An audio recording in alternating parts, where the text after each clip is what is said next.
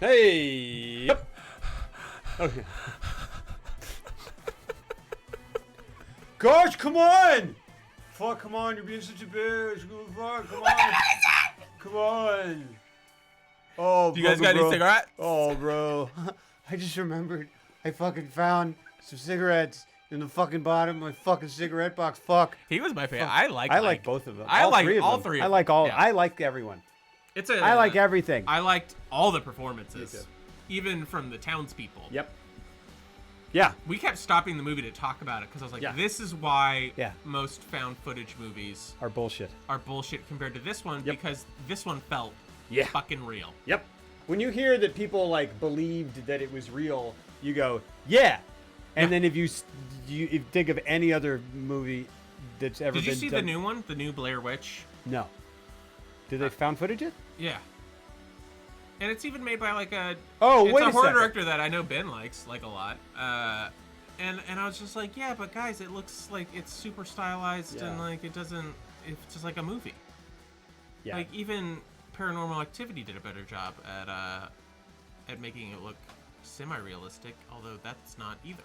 Now, yeah. Now, wait a second. You're talking. There was one that came. There's a new one that came out like 2 Oh, years it's ago. Ben Wheatley, isn't it? Yes. It was Ben Wheatley. What an interesting. Why? That's interesting. It's called Blair Witch. Yeah. And Is it? And then the next one will be called Blair. And then the next Yeah. one will be called Blah. And then the next one will be like. And then the next one will just be a picture of someone's nose and be like, remember? Just fucking. Where you go? Like. just goop. Just fucking look at it. Look. Just go fucking. Please. Please just fucking pay us. Have you guys seen? Just fucking go look at it. Just give us fucking money. Look Give us at money so we can make a personal project after this. Hey everyone.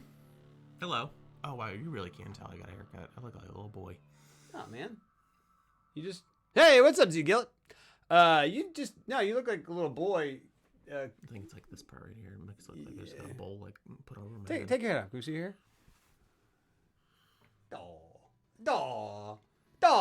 Go play with the kids. Go play with your friends in the Sandlot. It's because you got a hat. But it needs to be a long bill, like with a fish on it. Yes, that thing is ridiculous. I know, it's so long. I think it's they made fun of him for it, right? Like they called attention to Yes, it. but I think like art department fucking. Oh yeah, because he's like, yeah, Benny had that great line where he's like they finished their conversation and then he's like, hey man, Yeah. and that hat, like throw that in the fire. You know? Yeah. And you're like, Benny, okay, Benny, I'll do it. Yeah. You're the best, Benny. You're the best, man. He goes, hey. When are we gonna do that movie? He goes, watch it though, because you shouldn't have any self-respect. But like, I'm gonna like be kind to you, but like, you should never think you're on this level. Yeah. It has. We got to do that movie. That's one of my favorite movies of all time. Mine too. David Mickey Evans. What else did he do? It is so well made. It is like one of the. How do you pronounce the word? Penultimate. Mm-hmm. Is that correct? Penultimate? Yeah. Yeah. Kids movies, I think, of all time. Mm-hmm. That's the correct usage of that. That word. means second to last. Yeah. That's it. Yeah. What am I looking for? Oh, I know what you're talking about. I know what you're talking about. I know. Sounds like it. That. Yep, yes, it does. It does. I want to use a big word for this I because it know. deserves it. Yeah, I can't. I'm running on too little sleep. Anyways, it has one of the best foot chase sequences So it's that, of all time. and then it really fucking does. It really is That amazing. dog. I love that. I would movie. rewind it over and over and Yeah. watch it from him jumping over the, and then then slow-mo at the end when he's coming around the bend, and then the dog, and he jumps over. Oh. Yeah, and he goes, "Mommy, look at doggy. Ooh, a big doggy." Yeah. And he goes, "Oh gosh, shut up, music. Shut up. It's lovely. Someone worked really hard to make this music, but shut up. We're talking the Sandlot." Because it's like, because then he goes, and that's when Benny brought out the secret weapon. Shoes guaranteed to make any kid run faster and jump higher. PF Flyers. And he's like lacing him with dust, like Yeah. going all around. It's so cool. So great. I love, oh my gosh, And he jumps through the screen when Wolfman's playing. Yeah. Oh, it's amazing. It's amazing. And then there's a sequence in that film where he goes, "Okay, mom, stop," and then she's like, "But," and he like closes the door and then runs out. I'm getting chills just talking about it because it's just so fucking beautiful. And he runs out and it cranes up and you see the whole neighborhood as he's running out, Yeah. and then there are fireworks going off. It goes, Oh. "Oh, beautiful!" Oh, yeah. And he runs out, and then it's just this like just the most. And they kept cutting to all the kids. That's one of the best. Oh. That perfectly captured what the look. You can smell that scene. There's like, oh, that's Yeah. what a summer night is. Yeah, As a kid. that I never had. Hurt my heart. Just for a second. I mean, like never like that. I didn't. Okay, well, no, but like we all had like. Remember in the movie version of Dennis the Menace Mm-hmm. Oh, it was a great movie. when they're That was all a great at movie. night. I it's love a great that movie. When they're all walking around at Halloween Oh, kind of. and Mr. Mathau. Wilson Right. is on Mr. Method. He's on the porch and he's just watching everybody, all the kids just walking around. I was like, I never had it in that idealistic, picturesque. Yeah. But I've had that. Norman Rockwell. And kinda. it's like Yeah, it's yeah, another yeah. thing where I was like, oh, it smells like a summer night. It looks like a summer night. Yeah. Yeah. PF Flyers. Yeah, we're talking about Sandlot. Yeah, man. Ever need to go to a funeral but still need to wrap a hat? That's when you wear a black Boston Red Sox hat. It's Brooklyn Dodgers. So get it right. Boston. Am I Black from Sox. Brooklyn? No. But my great uncle played for the Brooklyn Dodgers. That's a Brooklyn Dodgers hat? Yeah. That's not a Boston hat? Nope. Crazy. Okay. Yeah. Boston Black Sox. We talking about yeah, we're talking about that. And then We need to do a month on like great kids movies. summer movie. Yeah. Yeah. Yeah. Because what else would fit that bill? It would be Sandlot. It'd be. I'm trying to think of the other stuff. I mean, like if grew we're up going watching. through you're gonna like Stand By Me or something, which I'm like not a huge fan No, of. no. I honestly. mean, like more like what did you grow up with? Or what was in your like on your short? Because I only had like a set full of VHSs. Like what? Yeah. That's what we should be doing. the ones, yeah, the shit that was on repeat. Yeah. Mine are weird. Okay. What's the one with the spaceship and the kid? Oh, Flight of the Navigator. Yeah. That was one. That was one for me. I watched Explorers a lot. That has like Ethan Hawke. It's a Joe Dante movie. I don't know that one. It's crazy. Wait, was that the one with It's really young crazy. Joaquin? Oh no, that's Space Camp. Sorry, Oh, I've never seen Space Camp. it's not good. But I also had Crocodile Dundee 2 on repeat. I also had Short Circuit 2 on repeat. Sequels. It was years before I saw the first. I've never seen the first Short Circuit. From your face, like you don't like. No one cares about any Short Circuit. I do. never saw that. That was Short that Circuit 2 is skipped. great. I skipped that entire Short Circuit. Like What's that? and like McGee and Me and like what was McGee and Me? Mac and Me. Mac and Me. What's Mac McGee and Me? McGee and Me. That's Are you talking something. Maniac McGee? No, we're just crossing. No, we're just playing word association. Mac and Me. Are you talking about Mac and Me? McGee and Me might be something. I think McGee and Me, honestly, was a Christian. Oh, that Something does or sound familiar. Yeah, that does sound familiar. It was. That's exactly right.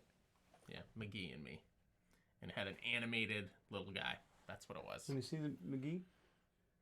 Oh. Oh, I kind of want to watch those just to remember what that was. Is it a show? Yeah, I think so. Yeah, it was. Little But animated it was dude. like, you know, little like lesson shows. Is he like a troll? That little guy? Honestly, I don't know what He's he wearing the is. same shirt I'm wearing. Is that weird? Hey, so I'm phasing out of existence because this light is too bright. Hey guys, Mac and Me Pog. Mac and Me is the like McDonald's branded ET. Say what? Have you ever seen Mac and Me? No. That's the Mickey D's one. Yeah.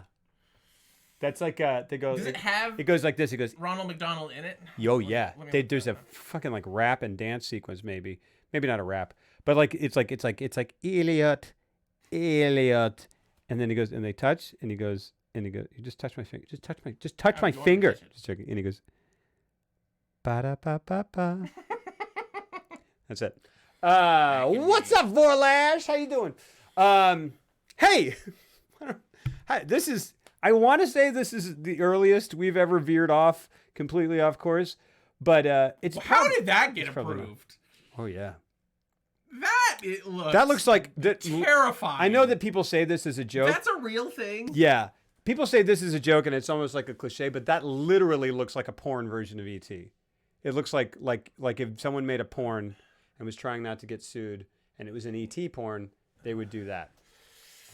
That is nasty. Yep. You are in for a treat, my dude. Oh, to see Mac and me? Oh, yeah. Hey, let's talk about a little film that I shot on my phone in 1999 called The Blair Witch. What a dismissive way to talk about this film. Sorry. It's great. It really is. I'm so glad we saw it. Fascinating, and it's such a thing that, like, I feel like in some of the interviews that you know, the interview you sent over to me, because that's how I do it.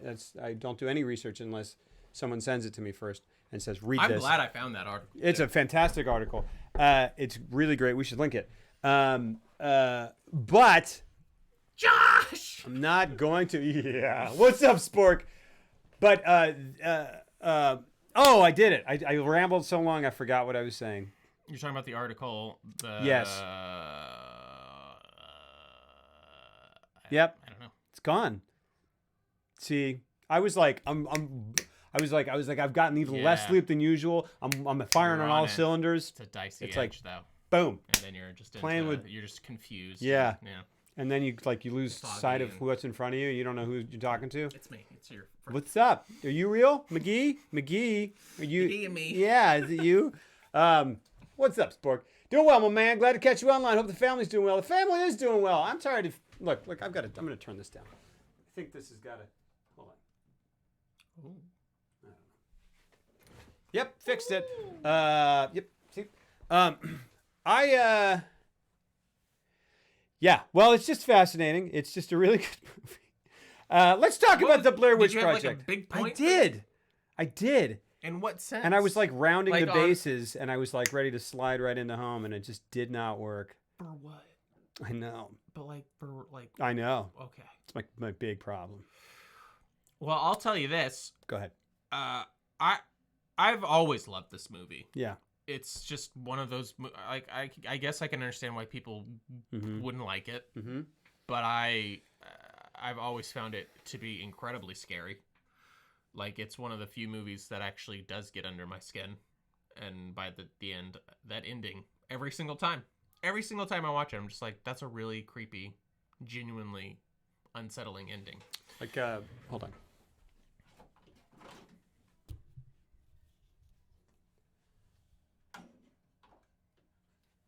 We just made $500 million.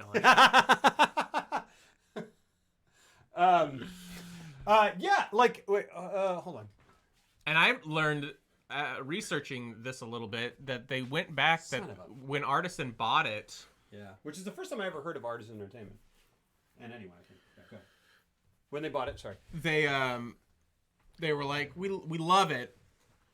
It did gangbusters at Sundance. Yes. Maybe we could go for a bigger ending. And so they went back and they even shot like 4 more endings. Right. And are you all right? What's going on? Everything was going so well. I know, it and really then we started recording. And it's all. I know. And you forgot what you wanted to say, where you were. Yeah. I don't know. Our set's falling. You won't stop moving. I don't know if you guys have noticed this. This has been. I'm really glad that we're finally doing Blair Witch Project, because I've been running a Blair Witch styled homage stream this entire time. Oh. Because everything is sounds terrible, looks terrible, and looks like, you know, but makes $1 million. That's the part I'm working up to. Go ahead. Sorry. So they went back. They shot 4 more endings of varying degrees. I found a couple of photos where it looked like one of them they strapped They found she goes into the basement. He's strapped to like an crucified, crucified like to on a one big of the stick. Yeah, like all those stick figure things they found. Well, I was like, that's pretty cool. Yeah, but nothing is as terrifying as going down there, seeing him in the corner, for a split second, being like, that's terrifying. Oh, it's him. Oh, it's what they said he did at the beginning of the movie, and you put it all together within like 5 seconds, and then the camera falls over, and it's like, and they're like, we just couldn't top it. Yeah, like there was nothing more that we could do, bigger, bloodier stuff. Yeah, but the whole thing worked because you never saw what it was. It's. I'm so glad. I'm so glad they never show it. I'm so glad they did that, because now that's like the most, honestly, Blair Witch is. It's never scared me. I've never been scared of Blair Witch Project. I'm just a big fucking Now, when brave you- man. I understand That's just it. I've What- got a huge. But what movies do scare you? Well, but Like, do you get scared at movies? Like, I a get lot s- of people just don't get. yeah, like, I do. You know, I get scared at like supernatural shit scares me. like I love. bet Like paranormal- my favorite horror movie is The Exorcist. The Exorcist doesn't scare me. Right. It enthralls me. Yes. This is one of the few movies Yeah. that I genuinely Yeah. just find unsettling by the end. That's awesome. I love it. I think the performances are fucking. And it's brilliant. almost all building to that final shot, where it's just like a slow thing until by the final 5 minutes, I'm like, it's building up to like one genuine moment of terror. Yeah. But yeah, Which yes. is worth it for me. I totally agree, and I think the performances are fucking great, and they are like what sells this film 100%. I mean, like, well, that actually the filmmaking is fantastic, but what I was saying, like, it doesn't scare me, but I'm so glad that they did everything exactly the way they did, because now this movie exists, and it's the most that a movie could ever be. Right. It's like, because if they built it the way they did and then ended it with something a little more slam bang, you go, no, it's not that movie. Yeah. Like, I mean, it would have been fine. It just would have veered into some other thing. It's because they ended it that way. It is itself, and it's the most. And that's why I think it, in combination fullest with expression the website and how Oh, yeah. the whole online marketing played in.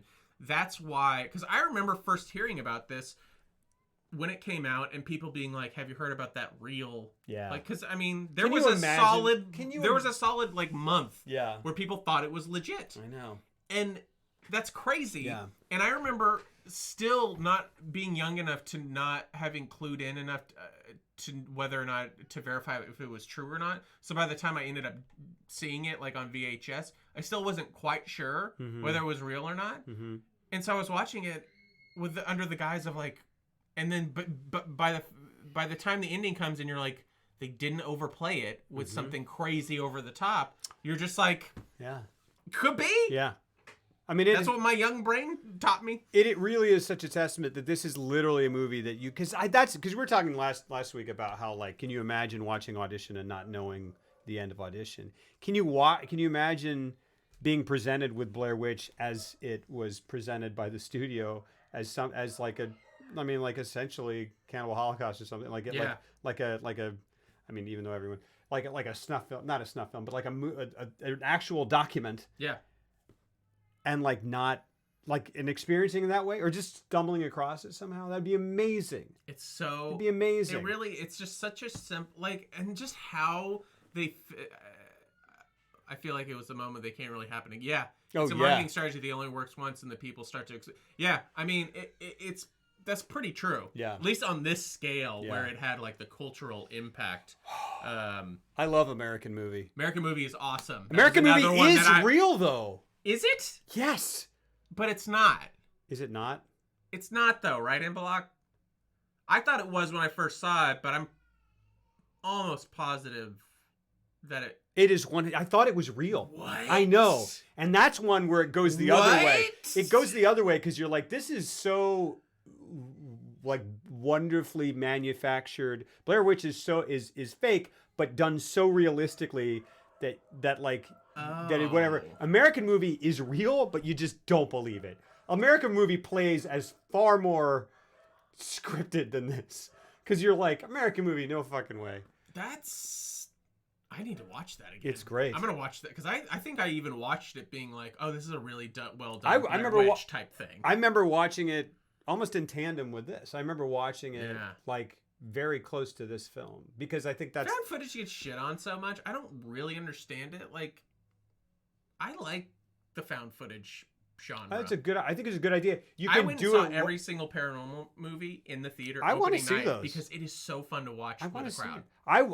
I bought one of them at like for $1 or something. I bought the first one because I was like, I bet it's fucking good. It's fucking just fine. I want it. Yeah, I bet it's just fucking 100% super fucking palatable. It is.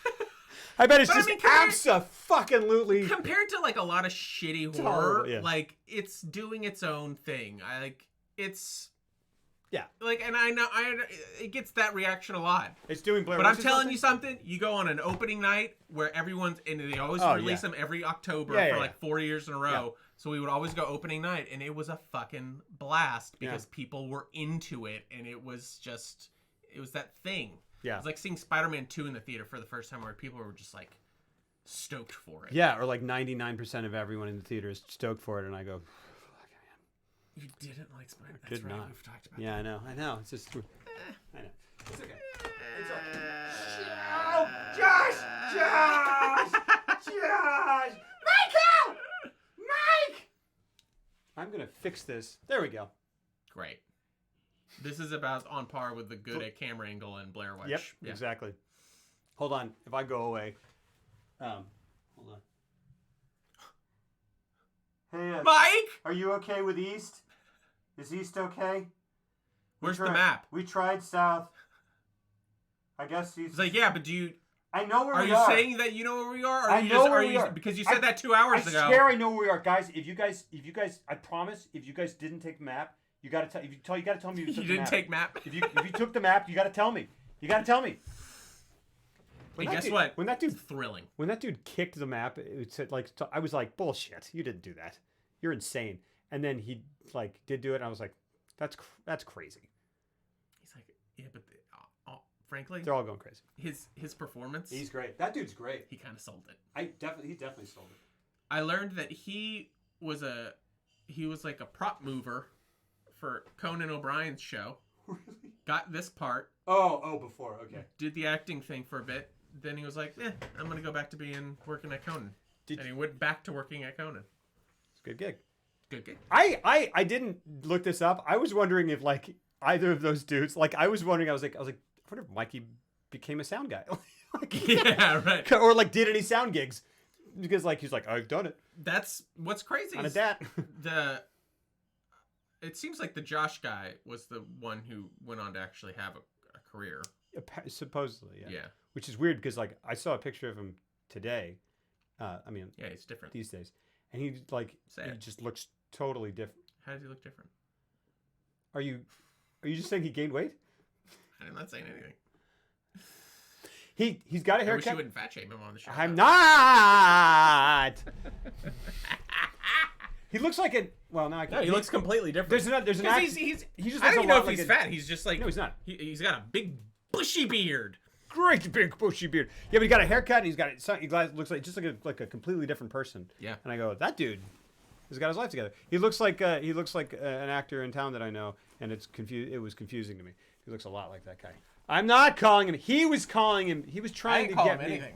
Oh, I say the review of Blair Witch by renowned Dave Barry. Oh, for the Miami Herald. I would love to read it. Imagine if Conan O'Brien just randomly said, yeah. I want to know why people hate this movie.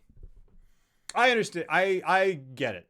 Because people like, what is there to like? Why would you hate this movie? There are a couple things. It's a good movie.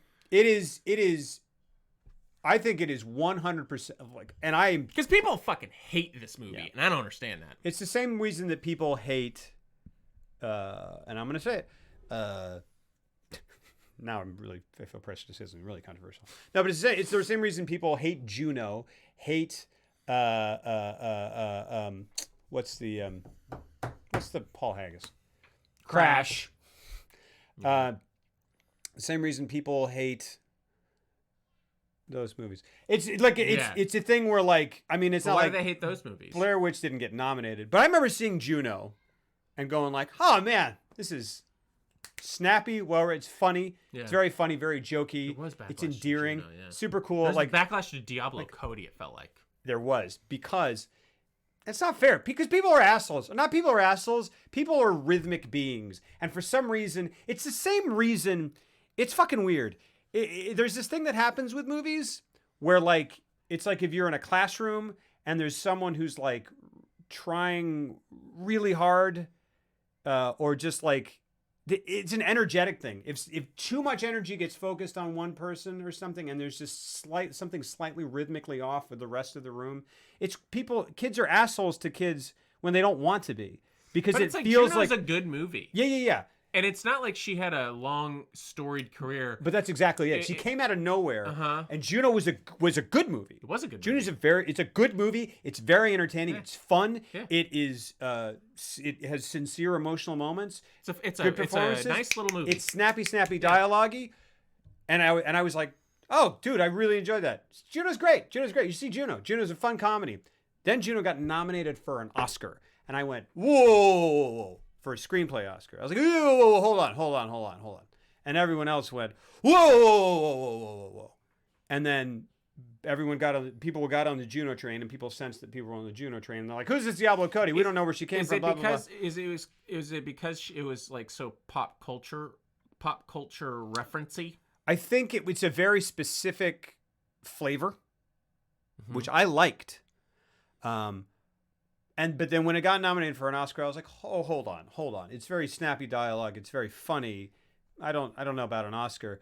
And it was heartfelt though. Mm-hmm. And I think it was a nice little coming of age. I just don't understand why, like, what warrants a best screenplay Oscar. That is a whole conversation. But I think that it's not. I mean, it is the Oscar. That's the symbol. That's the symbolic. That's what's emblematic of this, but it just gathered a lot of steam, and then people started talking about it. It's the hype backlash thing, where a lot of people go like go see it. It's amazing. You hear it maybe 2-3 times you haven't seen it. You go, oh, fucking go see Juno, and then you go, and if you're in the wrong mood, or if you're just if it just doesn't whatever, or like the air is different, it just doesn't connect with you, and then you go, the fuck? Yeah. I thought I was smarter and better than all those idiots who like it. Which is such a I hate stuff like that. And I agree, because I feel that, because I feel that way too. I understand it. But I also feel that way. There are movies that people hate. Well, I think we got into that last week with Marvel, but like my issues with Marvel are that Marvel's fucking solid. It's super. It's amazing. It's amazing stuff. Yeah. I hate how it takes up 90% of the market. That's my issue with it. It's not, but it's absolutely not. I'm not calling Marvel movies shitty, because that would be a stupid thing to do. Can't eat it, Scorsese. Green Book won Best Screenplay. Yeah. So I never saw that, so I can't. I don't know, but that's an exact. But that seemed to me. Because I also and like I was not a fan of Crash either. Just when I first saw it. It stinks. So Crash, that's the other thing. Sorry, go ahead. No, I mean, I just watched Crash and I was like, yeah. Here's a little by the numbers in terms of like what it was trying to do. It is. Did you see Green Book before or after it won the Oscar, M. Block? You watched it so you could justify shitting on it. Right. See that's. But that's the thing. And the thing is, like, because people want to pretend that they're different. People do want to pretend that they're different, but people aren't disingenuously pretending to not like things usually. Sometimes they do. But people genuinely don't do that unless there's a little. Sometimes it can just be a fucking spark. Like I said, you're in the wrong mood. There's an error or whatever. You've just had a lot of people tell you about it. Yeah. And then you go in and go, all right, this better be great, because it doesn't seem great from the trailers. It doesn't seem like it's for me. Everyone's told me. And then you're like, I don't think it's for me. And then you go in and you're going, is this for me? I'm looking for it. Yeah, it doesn't seem like it's for me yet. Here's the chance. It's like 20 minutes in, it can convince me that it's for me or not, and it doesn't, and then you go, great, I was right, everyone else. And it's a thing that you don't do necessarily consciously. Crash is a fine movie. Crash is fine. Crash leans on some people's like thing about it was that it was heavy-handed. It is fine. And it does a thing, it has this moment that it really leans on, where she jumps into his arms. You know what I'm talking about? Is it after he gets her out of the fire? Or... No, it's the little girl jumps into his arms. Oh, yeah, with whatever. Michael Pena. The gun goes off, and then she's like, it was my magic cape. And I was like, that's a beautiful moment. And then they go, hey, didn't put those shells in. And I go, you kind of undid it, which is fine. That's whatever. But it has these moments, and it was trying, and it has things in it. People felt it was heavy-handed. Or too, like... One of these situations, one of these situations, one of these situations. White cop is an asshole, but then but he's also kind of he also did a good thing, whatever. And it's like it is kind of on the nose. It's fine. It's a fine movie. It's solid. It's not. It's because it won Best Picture. It's not bad. That's exactly it. It's that thing. It's the Juno thing that you're saying. And on the other hand, it's also like because it beat what? Brokeback? No, what did it beat? What did it beat?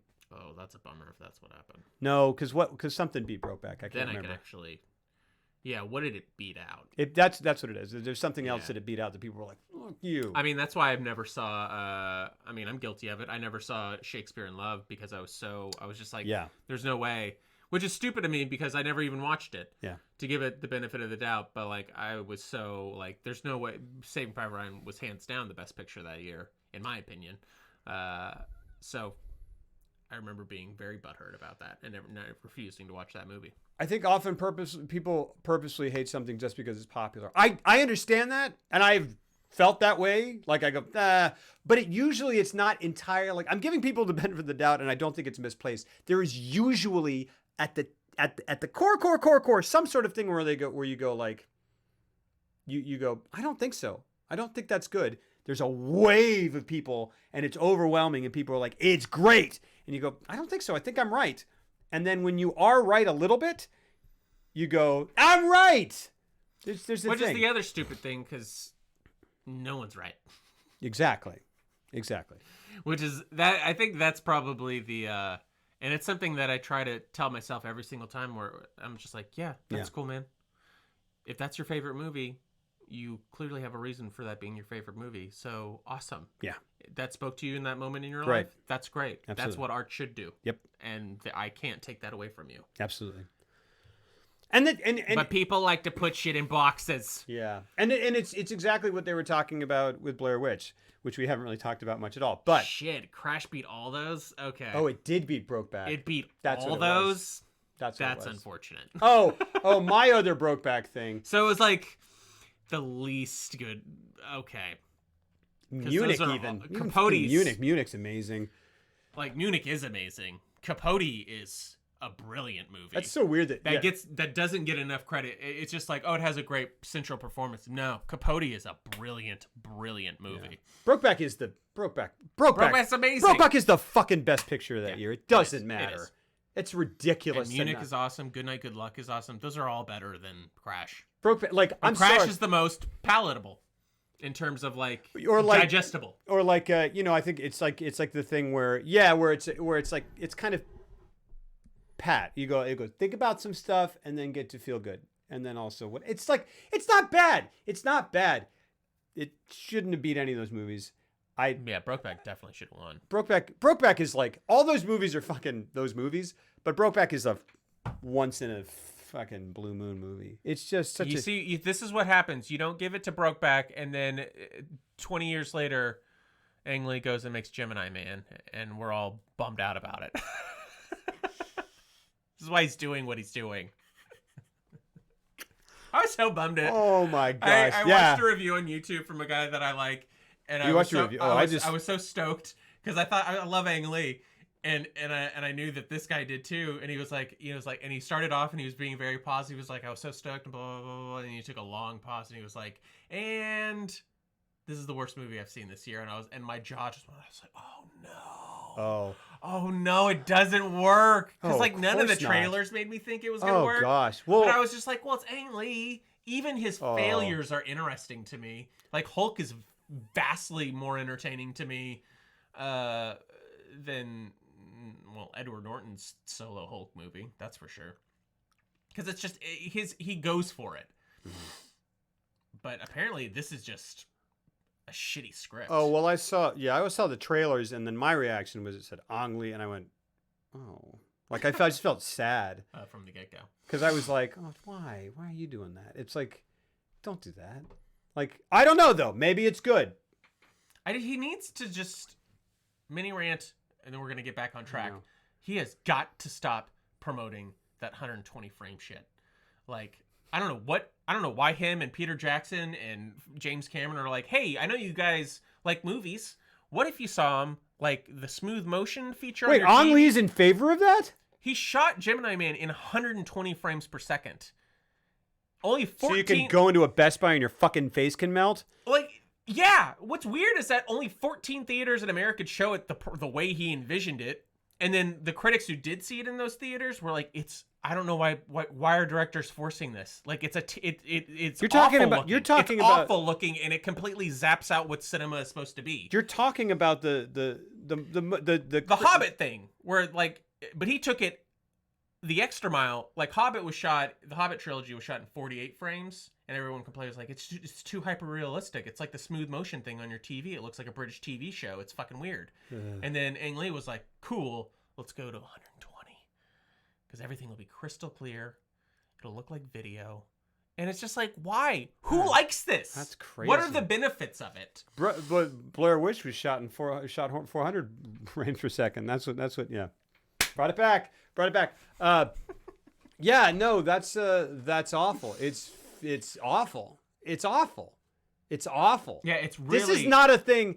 This is not a thing where like it's like, oh, this isn't a Marty McFly, but your kids are gonna love it moment. No. This is not like we're a dying breed. Sucks. It's like, it's wrong. It's like, do you like all the Magica movies? Yeah. We're gonna take all that out. It's gonna look like ass. And then we're just gonna but all like some of our most prominent filmmakers are gonna be like really gung ho about this. Peter Jackson's still on like the next 5 Avatar movies are gonna be shot like this. I don't get it. Of course Cameron's gonna do it.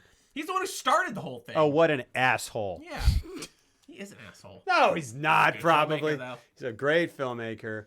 What the fuck? What?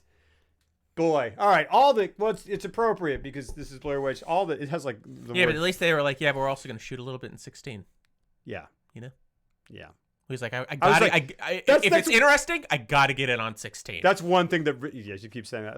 That's one thing that really bothered me. We're just going, Josh, gotta change a mag. Here's what I Hold on, now I'm gonna get in here. Though. I liked how they within a very casual manner they addressed all the things that you could have nitpicked about. It's like, where are all those batteries? And they guess what? They put the dialogue in there, and they did it in a fucking casual way. Only Joe Rogan likes Avatar. Avatar's fine. Avatar was an enjoyable cinematic experience. And I was like, all right. I enjoyed it. I didn't hate it. It's a good. It was in 3D. I'll say this. It's one of the It's one of the only 3D movies I've ever seen where like there's a part where they like they're flying or they're walking or something. They're riding on some fucking thing, and then they go and then they look down. And I go, whoa, because I'm in 3D. I saw it in 2D, and I didn't get that. You know what I got a lot of? A peasant's viewing of Avatar. Yeah. Oh. What did you get? No, you turned it around on me. Made me look like a poor dummy. Sorry, what did you get? No, I got exactly that. You put a magnifying glass on my life. I'm really sorry. I'm sorry.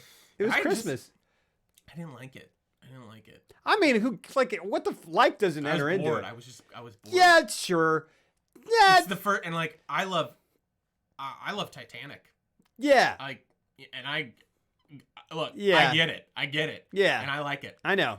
And this is the first. So this for me, this was the first James Cameron movie where I was like, yeah. I was like, you are so hell bent on this technology. Yeah. To what end? And like in a complete disservice, like you don't seem interested in telling a good story. And all the good reviews for that movie are like, yeah, it dances with wolves, but boy, that tech's good. Yeah. Guess what? That tech's not going to be great. Just sounds like you never learned.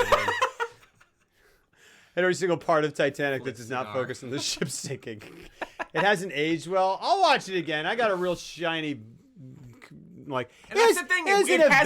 It won't age well. In 20 years, it's gonna look like what the Star Wars prequels look like. Avatar, though, but it's like super light aliens. It's like not even that. It's like dashes of aliens and like dashes of like.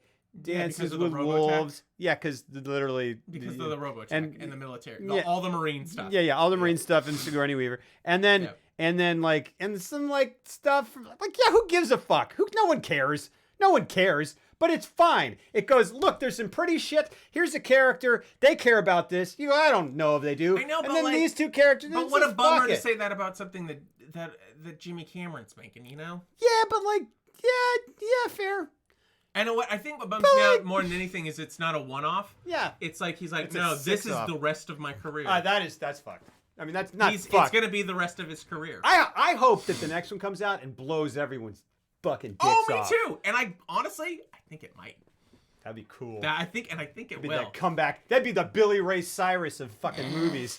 Because he's like, yo, you thought Achy Breaky. James Cameron's the Billy Ray Cyrus of movies? No, I think the second Avatar. Which one of his movies is Achy Breaky No, Heart? Avatar is going to be the Billy Ray Cyrus. Avatar 1 is Achy Breaky Heart. Okay. Which took off and everyone's like, fuck Achy Breaky Heart. It's like, yeah, but you move your ass to it, whatever. and then like the second one's going to be like that Old Town Road.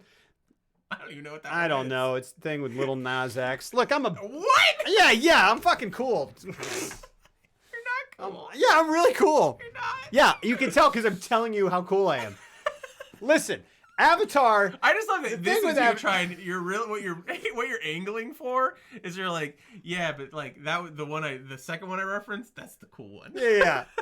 It's not cool. Because it's got little Nazi in it or whatever. It's not little Nazi. Not anything Nazi. I emphasized that wrong on purpose because I thought it'd be weird, and it was weird. Here's the thing. Avatar's fucking fine. But you're right, it's James Cameron, so it should be. But like, I haven't felt like about a James Cameron movie since like, even like True Lies. True Lies is great. Whoa. No. Okay, True Lies is great in that Bigelow what D way. Squared is saying is true. Why is The Abyss and why is True Lies Absolutely not on fucking Blu-ray? True shit. Like what? Because The Abyss is one of my favorite movies. Fantastic. I haven't seen all of it. I love it. I know. Which one have you seen? You haven't seen I don't know if I've seen all of The Abyss. I know, isn't that fucking awful? I have it. I own it downstairs. It's downstairs next to Avatar. We should do The Abyss. We should do Cameron. And we True fucking lie. We're definitely doing we can Cameron. do both endings because like he changed the ending. Like there's a director's ending that is vastly different from the studio cut. Yeah. I might have to. I can't wait for 240 I don't have a FPS Captain Marvel 2. Is that true? Uh, Here's the deal. True Lies is great in that like Catherine Bigelow way, where it's like where you're like, this is fucking crazy. I feel like Catherine Bigelow's script doctored, director doctored that movie. Anything with it, yeah. Like that's true. the most Bigelow feeling Cameron I've ever seen. But it's got that hair, like those Harrier jet shit. Oh yeah, it still holds up like on a visual level. Yeah. Oh yeah. And It's such. Guess what? Titanic holds up on a visual level. Sure. It's when I look at Avatar, it's the first one where I'm just like, I don't think that's gonna age well. Look, Avatar is a big fucking piece and then of story like, can't prop it up. It's like a Marvel movie. I gotta say, it's not even as good as a Marvel movie. It's fine. It's fine. Are you gonna die on this hill? No. Why are we talking about this? I don't know. But here's the other thing. You watch an Avatar and you're like, it's fine. This is fine. Yeah, when did this cat shit's when weird. did this become your barometer? You've said that like a couple of times about a couple of different movies. You're like, yeah, but like whatever, it's fine. I'm like, well, these are some of our best filmmaking. Wouldn't you like them to be focusing their attention on like better movies? Like, 100%. yeah, sure, but like what it is, it's like, but sure. But it's like I feel the same way about Titanic, where I'm like, that's fucking fine. Yeah, but I can understand. I can really understand why someone would not like Titanic. Yeah, because like, it's surface level. It's surface level. Oh, for sure. And that's what Avatar is. It's the same fucking thing. Watching a Titanic as an adult and realizing the love that they have is spread out over 2.5 days. And probably about like. And then on top of that, they say each minutes. other's name every sentence. Yeah. Is ended with Jack, Rose. Yeah. Jack, no Jack. Come on, no Rose. Jack. Rose. No Jack. Rose. Jack. Class. Tiptoes. Yep. Oh, she does, yes. Gosh, she's a wonderful actress. Because she had to show that she could hang with the boys. Then she goes, pounds of beer. Yeah. She's like, I haven't done that. Here's the thing. Grade school. I've been fucked like that since grade school. Leah was like, Fight Club. yeah. You're I mean, Crazy. and then yeah, it's that. And then he made the that of action movies, which is Avatar, and it's like whatever. And it's like, well, it's cool looking. It's a feast for some of the senses. Great, whatever. And then it's like, and then you got the blue cat people where you're like, this. It's like if you're watching pornography and and then like, yeah, and it's like, oh, this is cool, and then it does like some weird shit, and you're like, dude, fucking don't do that. I just want the regular shit. Yeah. I like click more. Nah, but it's like the weird and you're like, no, man, yeah. I don't need that like weird shit. Is that a tentacle? Bring it in. Yeah, it's like, just give me like boobs. Look, I'm desensitized. I need a couple of octopuses. And well, then whatever they're James Cameron's Avatar is for you because it's like space, fucking cat people, and I go, why cat people? I don't like it as a movie. As porn, I love it. Yeah, fair point. Do you think there's Avatar porn? There's gotta be. Do I think there's Avatar porn? Hold on, where are my bookmarks? Because cat people boobs. Yeah, and then the second one is going to be fish people. I hope. Yeah, because it's all underwater, right? I hope it's fish people. Yeah. I don't really hope it's fish people. I hope it's like people who are like clearly human with just like little gills. Whatever the like. Remember? Did you ever watch Entourage? Yeah. Remember when he was in it? In Avatar? Well, like I think the first season of Entourage, like the big arc of it is him wanting to be the lead in James Cameron's movie, Aquaman movie. Oh, Aquaman. This is James Cameron's Aquaman? Yeah, that's so funny. He's in the show, and like I love how they played him in the show because he calls Vincent Chase when he gets the part. He's like, "You got it, kid. I saw your indie movie at Sundance." And then he hangs up. He's like, "All right, I gotta go." And then he gets in like a black helicopter, like a military helicopter, because that's how James Cameron gets around. That's so awesome. It's like, take me to Starbucks. Yeah. And then blow it up. But how cool would it be if there's a Vincent Chase cameo? I bet he's gonna do it.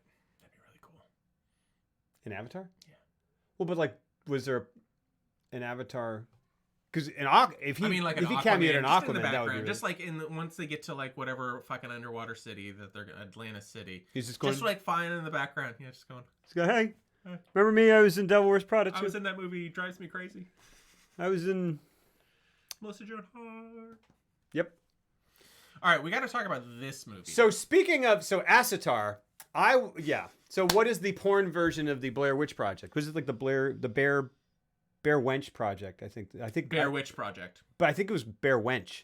Oh, okay. I think that's literally it. It's definitely Bear, Bare. Yeah. Yeah, Bear Wench. That makes sense. What's up, MM7? How you doing? Let's talk about one of the most influential horror movies and movies, really, in terms of waking everybody up that there's ever been. The Blair Witch Project. What's shot for anywhere from $25 to $65,000. Yeah. Okay. Yeah. There's a wide range. It goes up to $250, but I think the official number that they landed on was $35,000. Yeah, and someone shot over 8 days. 8 days. That's what blew my fucking mind. Shot over 8 days. I read. Well, I mean, like the article I sent you. Like it was an interview with the main cast and the main directors and writers and everybody behind the scenes, and I never really knew the ins and outs of how they made the movie. I didn't either. I had heard stories, and I was like, that sounds cool, but I bet that's bullshit. And it wasn't. How they made this movie sounds, as an actor, and frankly as a filmmaker, but really as an actor, so fun. Like, so fun. 100%. Because they sent 3 actors out into the woods with a GPS. They had GPS set locations. They trained 2 of them as crew, as a essentially, sound guy and a camera guy. Yeah, and then, so they could leave them alone. Yeah, and then they gave them GPS locations. When they would arrive, they had little film canisters for each actor, which is fucking adorable. That had their script and director notes for the next day's worth of filming, and they weren't allowed to tell each other. Yeah. What their character motivation was It's the old whisper a direction to someone and whisper the direction. Don't tell never the twain shall meet until the scene. Yeah, but it's great. And then for the first couple of days they were like following them because they were just trying to and then they kept running into them. Yeah. And they were like it was just too difficult, and after we saw the first 2 nights worth of footage, we realized how good they were doing on their own. So we decided to just say fuck it, and we just like stayed away from them. And we just trusted the GPS things to work. And then, so they would go all day by themselves, film all day with, again, having their director notes and like a general guide of where the next GPS location was. Awesome. And then that night, after they were very tired, because they're hiking for like 12, 15 hours a day. They get into the tent, and they go to sleep. They let them sleep the first night, and then the second night to the end of filming, in the middle of the night, the directors would be out in the woods, and they'd have speakers out there, and they would do all the noises that you hear in the movie, like the branches breaking, and then the screaming. They put bars of soap in socks and beat them while they're in the shaking of the tent and everything. Yeah, and I just thought, I know, if I was an actor, that would be such a cool experience to go through once. Yeah. No. That's super cool, and I don't believe it.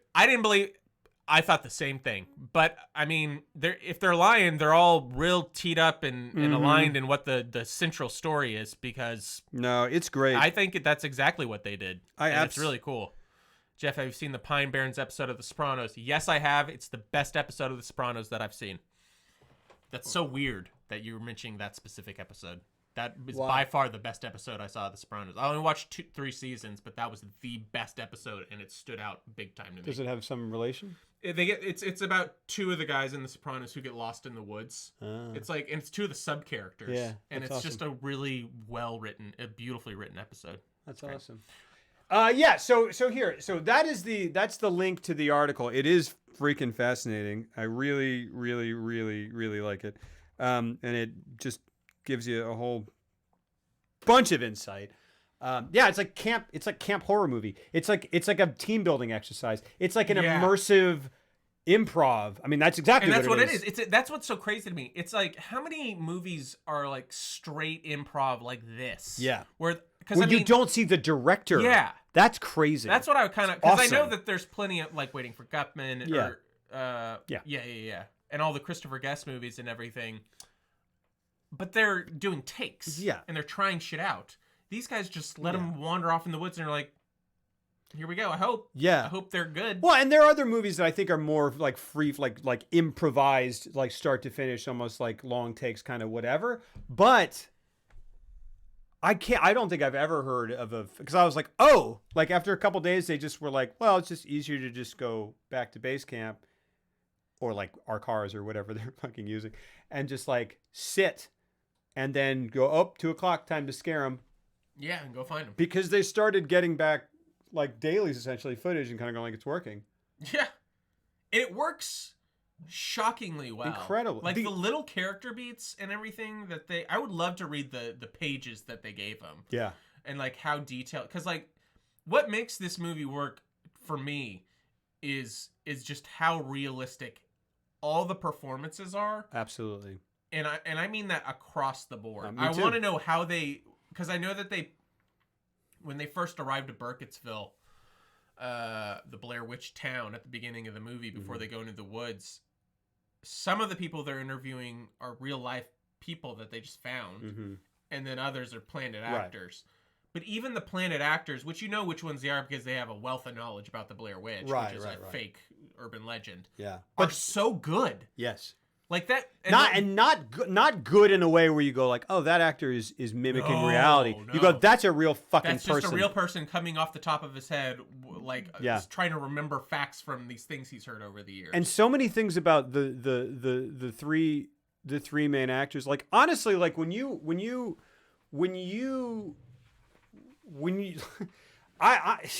when a performance is that real, it almost starts being like, when you start describing how you can tell it's real, it's just because it's real. But then when you start picking out the reasons you can tell it's real, it almost starts like insulting the actor, because you're like, because it's just they're not worried about sounding dumb or sounding weird or like coming off. They just seem like regular, kind of flawed, kind of all right, kind of cool, but kind of shitty people. Yeah. Like, that's a horrible thing, but they're not shitty. They're not shitty people, but it's just like they all have their flaws on full display. Oh yeah. Eventually, and it's just like, yeah. I love the lead because of. And they're not worried about sounding cool. Heather Donahue. Donahoe. She is amazing. She's incredible. In this because she's incredible. She's playing that character where I'm just like, you're that like really egotistical, and then it blinds you, and then all of a sudden you can't even admit it to yourself until it's too late. And so it's what makes the famous shot where she's holding the camera to herself, which was a completely improv take. They gave her they were just like, this is your moment. The director said, we just told her to go off, and like this is the moment where she needs to, kind of admit to herself that it's all her fault and say goodbye to everyone she loves. Yeah. And it's like her little testimonial, and then that's all we told her, and then she went off and she did that most famous thing, and the things she says in there, pretty fucking goddamn great. Oh, like haunting, and absolutely, she's great. I mean, they're all great. Yeah, and that it's just simple, and like that's the thing. That is the thing, is that that's the most. It's these performances are so unadorned. Mm-hmm. They're so unself-conscious, really. Yes. They're not worried about. I mean, this is the technique is that there's no technique. Yeah, and it's improv. It's improv, but what's crazy? You can't just go, oh, it's improv, so that's why. Put fucking 3 people in a situation, have an improv, see if you really believe that they're It's crazy. I noticed it the most. She does, which is why I think Mike's performance, I found really to be the most incredible, because when I mean they're all great, but when Mike after they get up the next morning and Josh's stuff is all thrown around and there's like that goop all over it and he's freaking out about it, and then he goes and like he's crying by a tree and Heather's like, we need to keep going, and then Mike walks over to her and he's like, hey, just let him have his, and like the camera is like fucking right here in his face. Yeah. It's like his nose and his eyes because he's talking to her off camera. Yeah. But he's trying to tell her, he's like we gotta support each other, blah blah blah. And it is so real. Absolutely. That I was just like, some of the best. I mean, frankly, it's just like, that's an incredible performance. I was so bummed to know that he didn't really keep going after this. Or that she did. I mean, like... like M. Block says, like I read that too. Yeah, she grows medicinal weed now. And that's awesome. Yeah, and I'm sure they got paid very well. Like, if they had any percentage points in this movie, they must have made out like bandits. I wonder. But I do wonder. Yeah, and she was like she like led an off Broadway, like a Brooklyn like improv troupe. Like they all apparently, at least 2 of them were like living in New York when they were cast and stuff. And it's kind of and that's where they did and it's so tempting when a movie is presented. That's one of the dangers is when a movie is presented this way, as just like haphazard, like the most like thrown together or just randomly, you know what I mean? Like, I mean, they let them shoot it essentially. And the performances, they just seem like real people who aren't concerned with seeming cinematic or Hollywood. And the movie isn't concerned with seeming cinematic or Hollywood. When you go that far with it, when you actually like sit down and go, all right, no.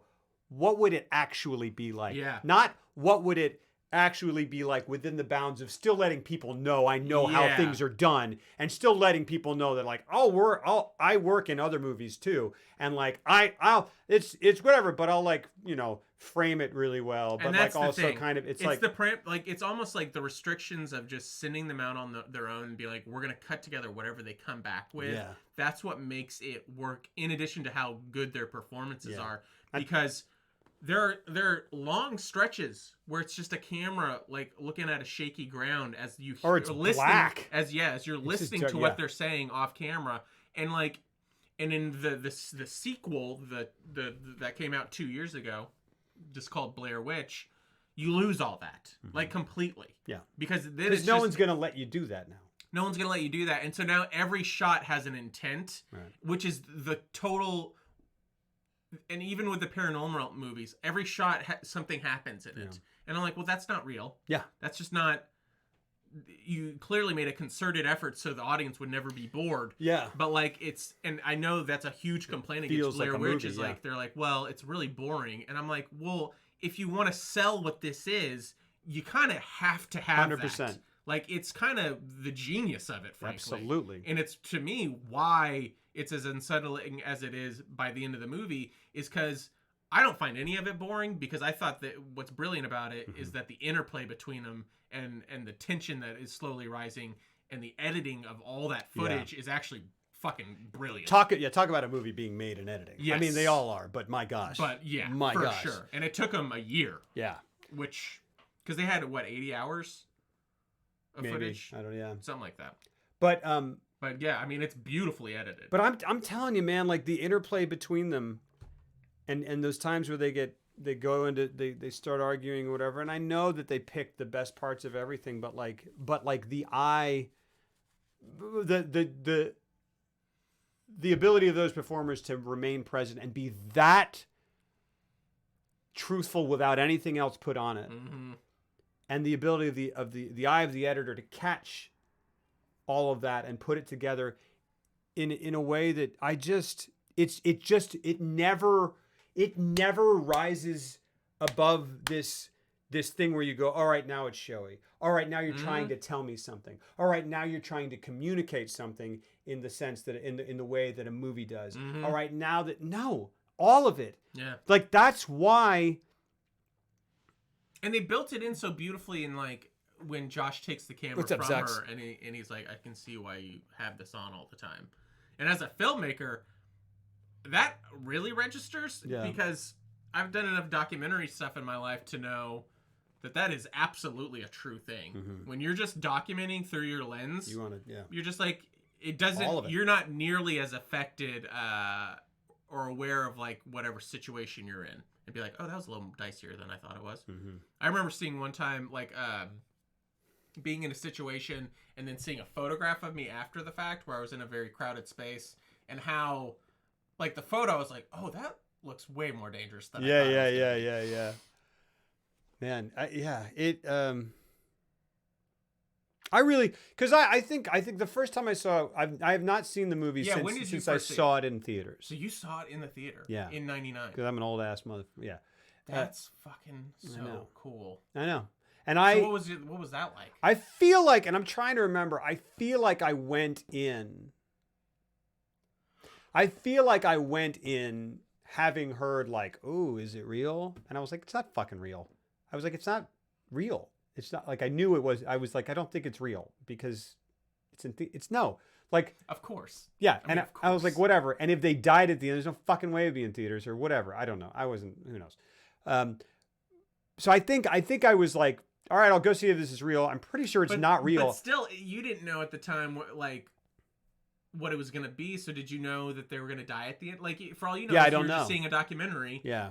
Based off this, like, I could see that logically happening. Still. Yeah, I feel like. And then once you see it, you're like, there's fucking great marketing. No fucking way they would be able to release that officially. Oh yeah. Murders happen. Yeah, right, exactly. And I think I remember sitting in it and then kind of going like, I think what pulled me in. Well, I mean, it's because your friends. They're like, you go see whatever. They're like, we're gonna go see this movie. All right. And I think what I went in was like, let me determine whether this is real or not. And but I think I remember kind of going like, nah, okay, nah. Okay. And I think I ended by going, and I guess that's it. Just somewhere intuitively, I was like, no, because then it's dead people. And you can't release it. But so I wasn't convinced, so whatever. And then, I wasn't scared by it.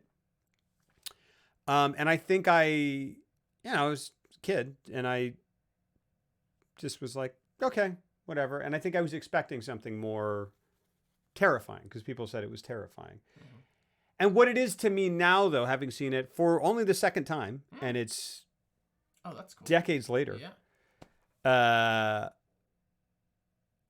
Probably 20 years later. Yeah, like and I what it strikes me as now is just again the fullest expression of a concept. Yeah. Like it's about perfect. Yeah. In terms of what it's going for. In terms of, and I respect that ultimately more than I on a level like on that level I respect it more than almost any movie that I've almost ever seen. Yeah. Because it's like, no, they really didn't compromise anything. Yeah. It's really... And that's fucking beautiful. It's beautiful. It's amazing. That's why I don't... Like, this is one of the ones where I'm just like, I don't understand... It's because... The hate it gets. Because, yeah. Mainly because I'm just like, yeah, but you can't... Like, I can understand that usually with most movies where I'm like, okay, we disagree, that's fine. But with this one, I'm just like, but like, really, you hate it? Like, you can't even admire, like, even if, like, because I feel like a lot of horror snobs are like, yeah, fuck that movie. And I'm like, but why? Like, it's that thing. Like, you can't admire it for its just conviction to chase down this idea. It's the thing where you're having a conversation with an argument with someone, and you realize, like, oh, we just need to, like, step away and, like, step into what the other person's talking about to understand it, and then come back, and that's not ever going to happen. It's this thing, because what we're doing is because I've been on both sides of it.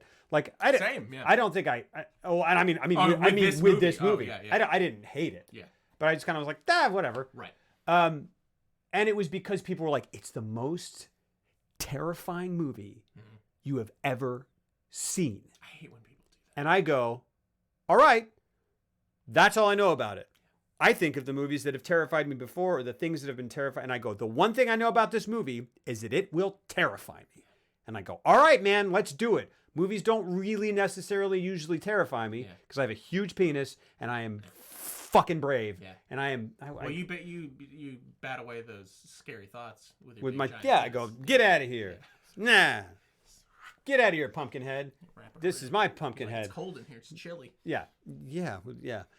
And looks like that guy from Star Wars. Yeah, the one with the penis around his neck. We all, exactly. Luke Skywalker. He's got a penis around his neck. Is that wrong? Okay. He got in a car accident. He had to hide that scar. He's like, I'll just use my big fat dick. Hello, bats. Excuse me.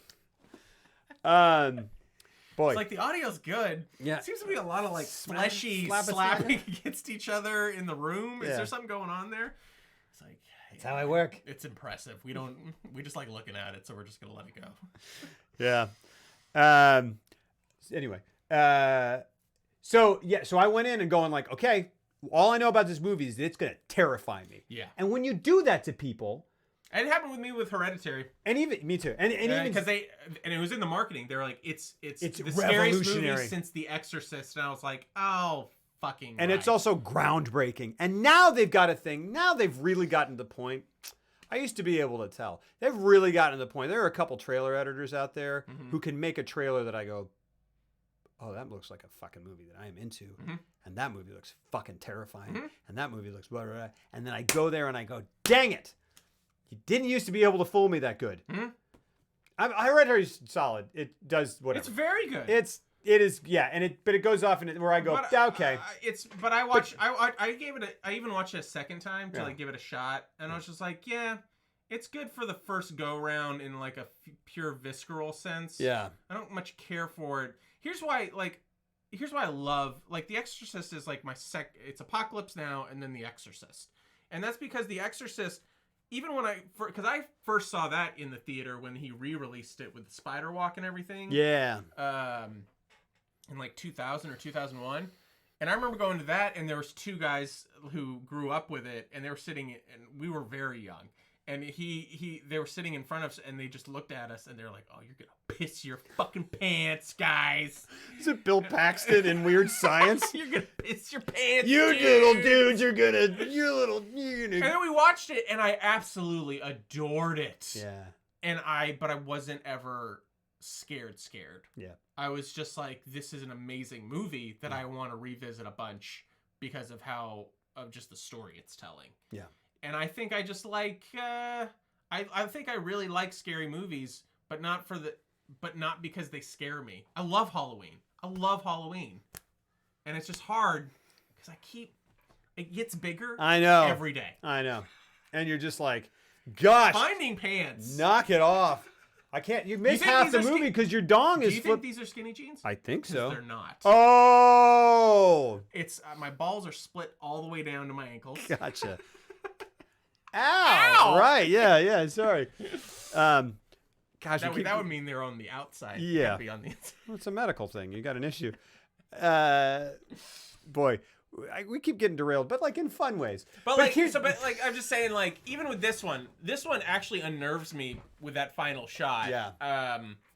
But that's really all I'm looking for with a scary movie. It's just a really well told story that even when it's scary, I'm usually just more like, yeah, that's great. But the It's thing that is, thing. yes, and I understand. And like I'm with you. The thing is that this was framed as the scariest fucking movie you've ever seen. Yeah. This will terrify you. And it's two things with that. One, whenever you go, this is the most something movie you've ever seen. A person go, and like there's a human thing where you go, all right, let's see, right? If they go, this is the funniest movie you've ever seen. Someone says that to me, I go, no, it's probably fucking not. But I'll go see it. And if it is, great. If someone goes, this is the most, definitely, the two things that get me are like, it's terrifying. I go, all right. Or it changes the game. It changes cinema. And I go, probably not. Because usually when I go, like they said that, sorry, I'm not knocking this movie. They said that about like Cabin in the Woods. They're like, Cabin in the Woods changes the game. It is it revolutionizes horror. And I go, now who's saying this? The marketing? yeah. Yeah. Which like whatever. But I hate it when the reviews do that. yeah. Well, usually Because they're quotes, right? Marketing's always, I'm just like, yeah, you're going to build it up to the biggest, baddest thing on the planet. But they're quotes from reviews, you know? Well, or okay. So, but then yeah, then I do have Peter Travers. So like, no, Yeah. no, it's a joke. It's a spine tingling. Uh, This cabin gave me wood. gave me Peter Travers. Am I on the cover? At least the DVD. Gosh, he's lovely at sound bites. I used to watch VH1 Behind the Music, or remember the I Love the 80s, and I was like, oh, I'm glad you're great. You're What cool, do you think dude. his look is? What do you think he's going for? He's What does that say to you? he is a post shower Taylor Negron. I don't know what that means. Yeah, it's great though. That seems like an intellectual It's dig great. of the highest order. It's not intellectual. It's great. It's really great. I wish Who is he? Taylor Negron. Taylor Negron. He would have played Peter Travers if time had lined up. It's really just. Oh wow! Of all people, I love that guy. I know. Why do you think him? Because he looks exactly like him. That's all. Peter Travers. Look up Peter Travers. Oh, who am I thinking of? Who is the fucking guy with the bow tie? He's on like Good Morning America or the Today Show. Wait, that's Peter Travers? He had the mustache and the big bushy hair. He looked like a Gene Shalit. Gene Shalit. Oh, I wasn't thinking of him either. Who the fuck am I thinking of? He used to be on VH1 I Love the 80s all the time, and I thought it was Peter Travers. Taylor Negron is great. Taylor Negron is great. Here's the other thing. Yeah, Gene Shalit. Gene Shalit. Yeah, he shows Gene up Shalit on looks like if you took Bob Ross and electrocuted him. an uncut penis and you just and you combined them and then you slapped a really nasty. Look at that guy. What is that? Does kind of look like What is going on there? looks like a cartoon walrus that should be purple, like when you draw him. Yeah. He's purple. Or he looks like Rip Torn's like slightly more conservative uncle. Yeah, let's go with that. Okay. R.I.P. R.I.P. It's great. I mean, Rip Torn. Oh. Here's the thing. Did you just do that for Rip Torn? Yeah. Cool. Here are some things. Here are two things. One. When you go, it is the most. When you superlative.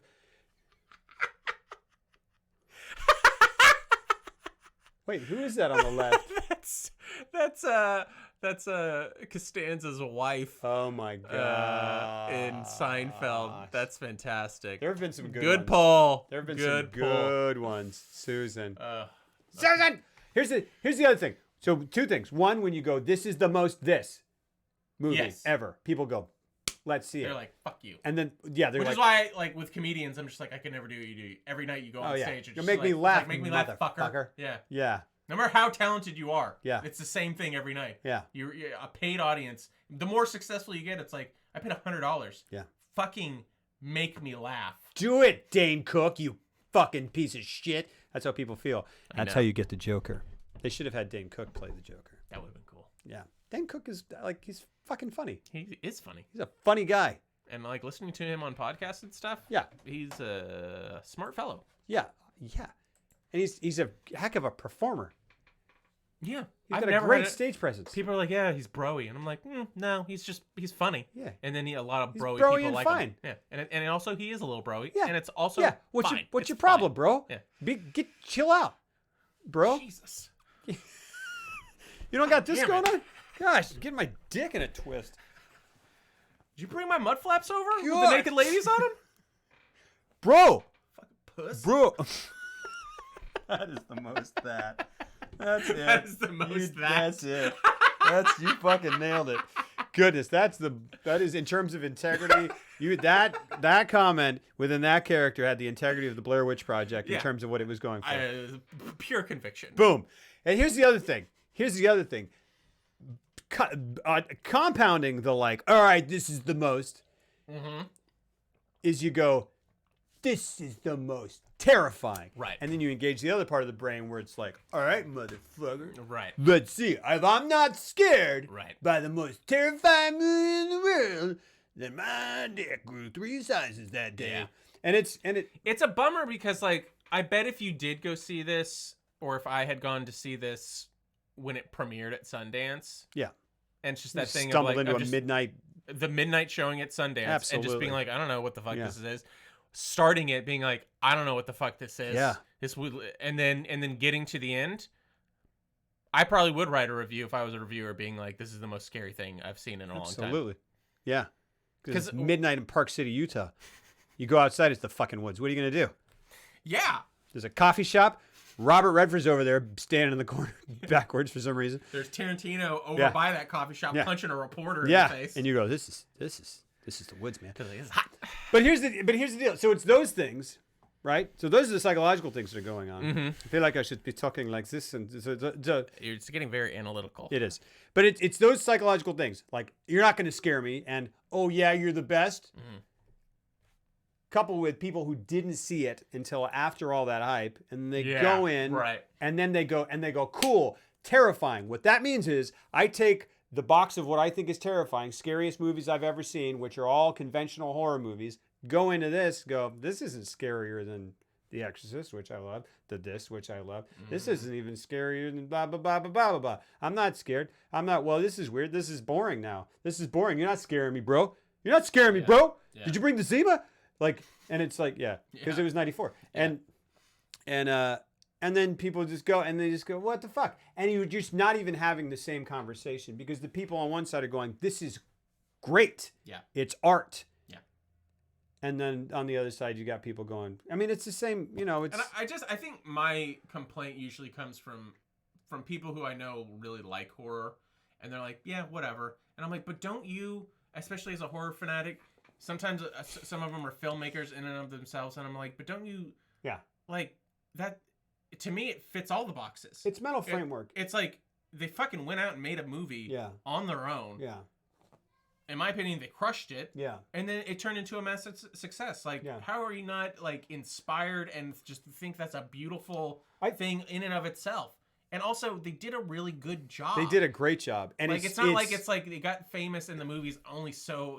No. It's like, it is, the merit of it is there. The thing is, it's also like, the good job that they did is incredibly deceptive, maybe more deceptive than almost any other movie of all time. And you go in and you go like, all right, this is going to be great for some reason. This is a great movie. It's all I know. It's going to be terrifying. Well, it's not scaring me. It's slow.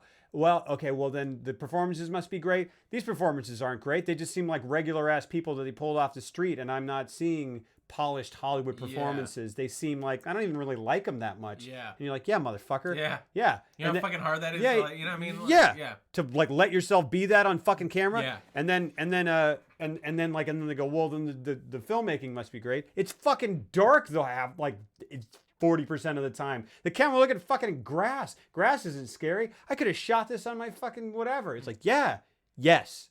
And also, if you were in this situation and you were trying to do what they do, you would have been the guy that would have been like, well, we got to see the woods. So put some lights out there and put some studio lights. Like, give me some moonlight. Not even that level. It's like people who just go like, this is bullshit. I'll walk out there and do this right now in 10 minutes. And you just go, do it. Yeah. Do it. Yeah. And they go, no.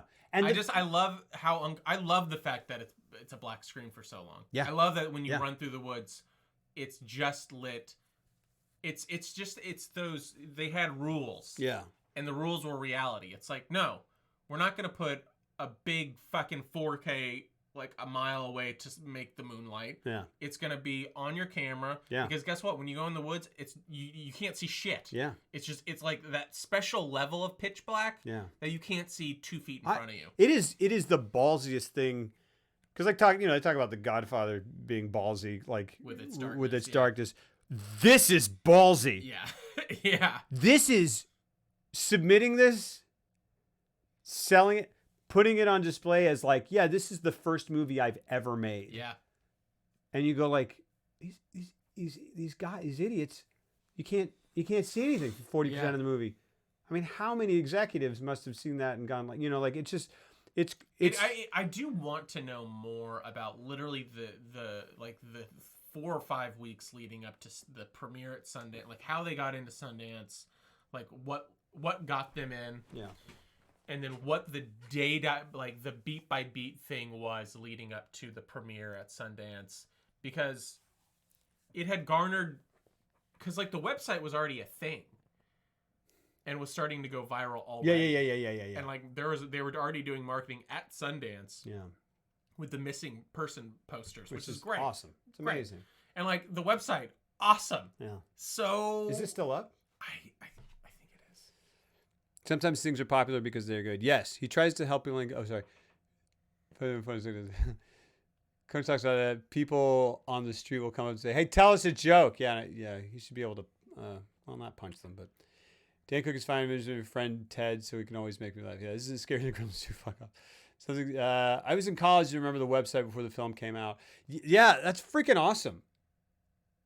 Scared me already. Yeah, it's great. I like, so like I need to be like, yeah, that's like awesome. Yeah, the website is up.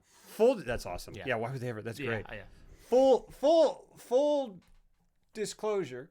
I watched the movie and these things that they're doing, like I understand why they're doing it. I don't find it as compelling as I wish I did. Okay. There's a lot of it. I don't find it as compelling a film as I wish I did. Okay. I don't connect with it as much as I wish I did. Mm-hmm. The concept and the execution and integrity of that execution of that concept is what I respect to the moon and back. I mean, it really is. It's the one of this, and it is the one of this. They make that point because you go like, no, man, they're like, oh yeah, well the last broadcast came out, and and and I don't know. I've never Shudder, and I want to watch Cannibal Holocaust. I want to. Because I'm saying that, and maybe I shouldn't, because like I haven't seen Cannibal Holocaust. I haven't seen. And I know there's something Boggy Creek or Legend of Boggy Creek. One? I don't know. That's Bigfoot, or is that? I think it is. I think it is Bigfoot. Bigfoot. Now I haven't seen those, but this one. There's another one that came out like around the same exact time called The Last Broadcast, and there's like a bunch of back and forth about who was the originator of like this idea, because apparently The Last Broadcast is a very similar premise in terms of like going into the woods, blah blah blah blah blah. But I'm like, well, that's crazy. I can't believe they came out the same year, then they were made at similar times. So yeah. I can't believe there was an Armageddon Deep Impact with the Blair Witch Project. That's crazy. They're just the way I don't know. Sometimes it just straight up happens. It is just parallel thinking. Yeah. Like Prestige, Illusionist. Yeah. Period magician movies. Yeah. What? And is it always? Even if it's studios going, well, we'll put this one up we'll bump it up to. I mean, it's still around the same time. You know what I mean? Even if it's a release date thing, or if they sat on it and waited to wait for another thing because they knew they were coming. Well, I mean, Blair Witch was in editing for a year. Yeah, it's crazy. It's just crazy. That's great. Thing about it is this all happened when the internet was still early. Yeah, and it wasn't even, and never had websites look shitty, which all added. For sure. Absolutely. Yeah. But the thing is, but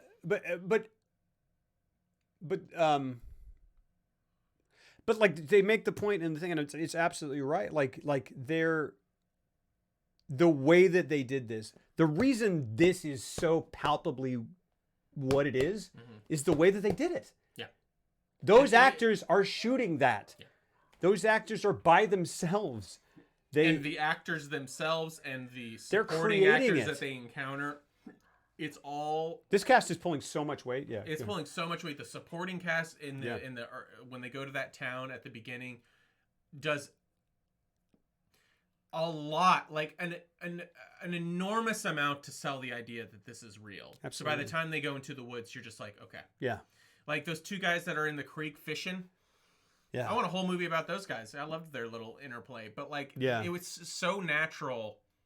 I don't know. I'm just like, I would love to know how they got those performances from those people. Cause like you knowing the movie's fake and then knowing that those are planted actors, it's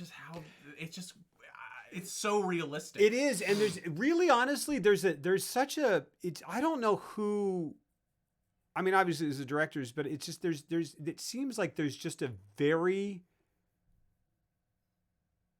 I mean, it's kind of genius where there's a person, there's a quality, not a quality control, but a tone control thing, not even a tone control, like a reality control thing where it's like, there is just enough in every level of it, in the writing of the mythology of the Blair Witch itself, it is patchy and incomplete enough to seem real, and that winds through the entire film. Yeah, there's not you fill in enough. You have to fill in so much of your photos of like the dead. Oh yeah, or, like when they're talking about, it's like, and here we are at something rock, Paramount Rock or whatever it was called, Coffin Rock, and it's like where all the bodies, and like that's all you get. It's just like a very dull shot of a rock with her telling you that dead bodies used to be there, but no newspaper footage. No newsreel, anything of that nature. Yeah, and it's like, you got to use your imagination for the whole movie. I love the fact they had a couple of happy accidents when they hear screaming, when they hear Josh screaming at night. Someone was just getting murdered. Yeah. And then the tent starts shaking. Right. And then they run out, and there's that shot where it's following her, and she's screaming, and then she looks to her left. She goes, what the fuck is that? And it's just so real and very terrifying. The cameraman was supposed to pivot. Mike was supposed to pivot the camera, and they had a producer over there in long johns and like a white stocking over his face, and like and he was supposed to be the Blair Witch, but he forgot to do it. And then they just like, it was scary just not to, we never went back because we just thought it was scary just to do it like that. And I'm like, oh my God, like you almost would have ruined it. Yeah. If you had shown it. Yeah. Like it really, it would have ruined it. Yeah. Because the fact that she is running, sees something, and then we don't get to see it. Yeah. Yeah. And they do that all the way to the ending. All the way. And you just never see it. And I'm like, yeah, that's because your imagination is going to come up with something far more scary. Yeah. And that moment doesn't work if she is not 100% invested when she says that. Her performance is what does that. It's amazing. She's there. Yeah. And because she's reacting to something she genuinely didn't know was there. Yeah. But she's a fucking actress, and she knows what situation she's in. Well, she's also at that. They said that, and like by day 6, they were like, ugh. Yeah. More night stuff. Yeah. So by then they were just like, you're inured to it, and they're like, all right. Yeah. They were like, now it really is time acting. To be scared. Yeah. So to know that. Yeah. But it certainly helps. Absolutely. There's just like, no, this is just how it's going to be. You're going to wake up. Yeah. There's no sets or anything. Yeah. There's no takes. We're just going to start doing shit. You're going to run out into pitch black darkness with a flashlight. And then whatever you see out there, react accordingly. Yeah. It's a pretty stack in the favor with the actor pretty well. And yes, it is. It absolutely is. What a gift to an actor. Yeah. Also, they had to fucking slog it out and be wet and cold, and they fed them less and less every day, which is amazing. I was like, that's crazy. I know. Because what's the line? It was your safety is our primary concern. Your comfort is not. Yeah, we don't give a fuck if you're comfortable. That's amazing. And they and obviously in the it was really in that article they showed a post of they showed a capture, a photo of the initial audition call, which that blew my mind. Oh no, I didn't see that. It's amazing. Oh, it's great. It's in that article. It's awesome. But stuff like that, like what we're talking about, like they're not feeding him and they're whatever, and they're like, this is going to be a really tough shoot. Yeah. Really tough. This is going to be taxing. We're going to be safe. Because that's the other thing is it seems so haphazard, but it was so, except for the stuff that actually happened, on the safety side and on the whatever, it was scaffolded and planned out. Yeah. Which of course, because they're professionals, but you watch this movie and you can't tell. Yeah. That's what's so ballsy in terms from a professional standpoint for all the people involved. I mean, it just looks like. That's why I really hope the actors got some percentage. I don't know if they did, but but they deserve it, because if they're not good, your movie doesn't nothing. Work. It's like it's not even, and at a low budget. It's like you got nothing. Literally nothing. It's not like something salvageable. You have nothing. Yeah, and I haven't even seen any of these others, but all these like more manufactured, not more, all these found footage movies that have come afterward. It's this effect of like, well, we can polish it a little. Well, we can make it. We can make them. They're modelly looking people now. They're like whatever. It feels like a movie now. Now there's music. Now there's whatever. And like you lose it and lose it. But what they're talking about, this stuff that they're doing, like it literally, the reason it can't happen. I mean, one of the I think the filmmakers are like, Blair Witch is nothing can be as punk rock as Blair Witch was anymore, because literally there are union rules that they were not following. Yeah. There are. I mean, like. Not even union rules, that they burned the fucking, because it was a non-union thing. Yeah. I mean, that's great. Like, yeah. So like, it, and I just watched trailers for these things, and for these kind of, now they're just kind of like knocking them off, because like we can do them cheap. Mm-hmm. Sorry, we're doing that.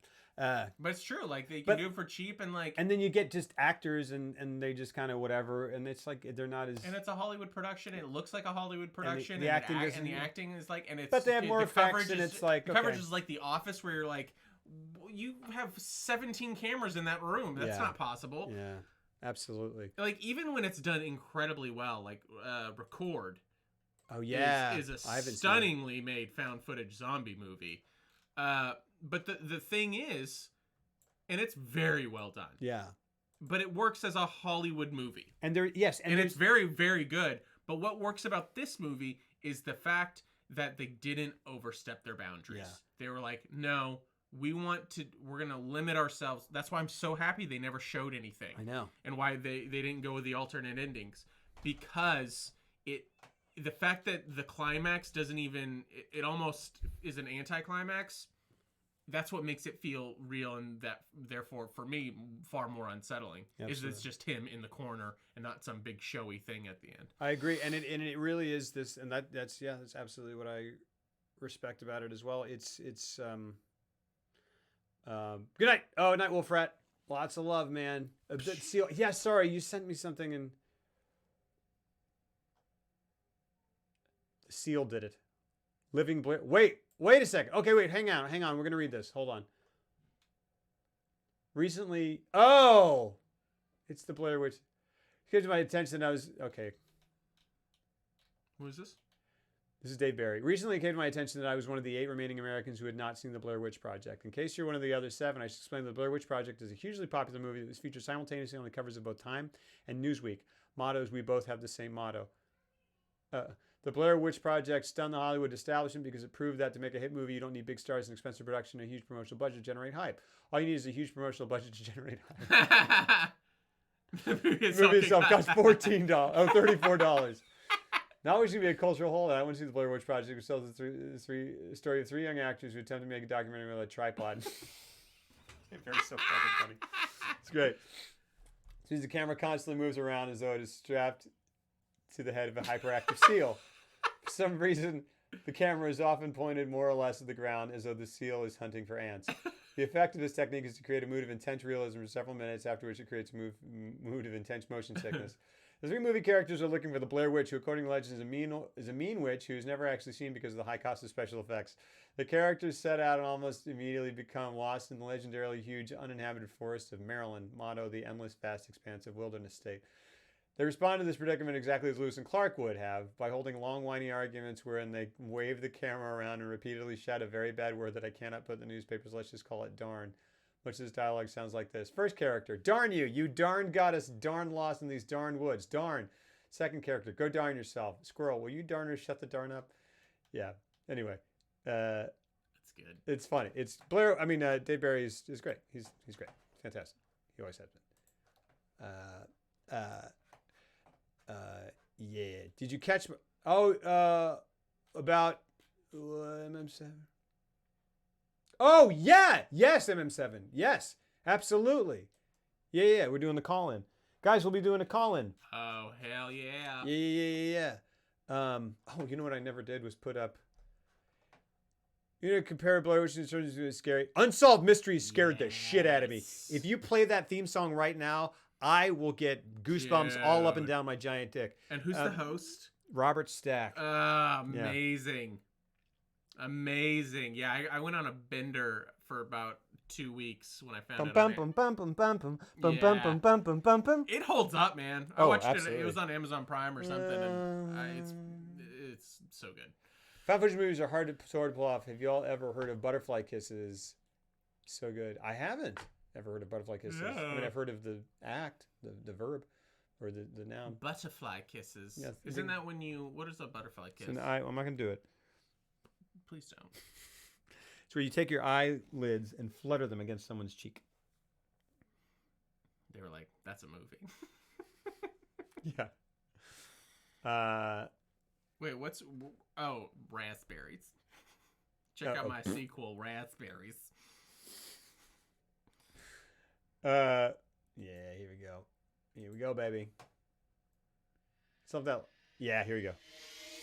That's the most 90s sound ever. That. What a great, terrifying voice he has. In the dead of night. Scary. Oh, that's it. That's the idyllic woods of northern New Hampshire. But they didn't. Because they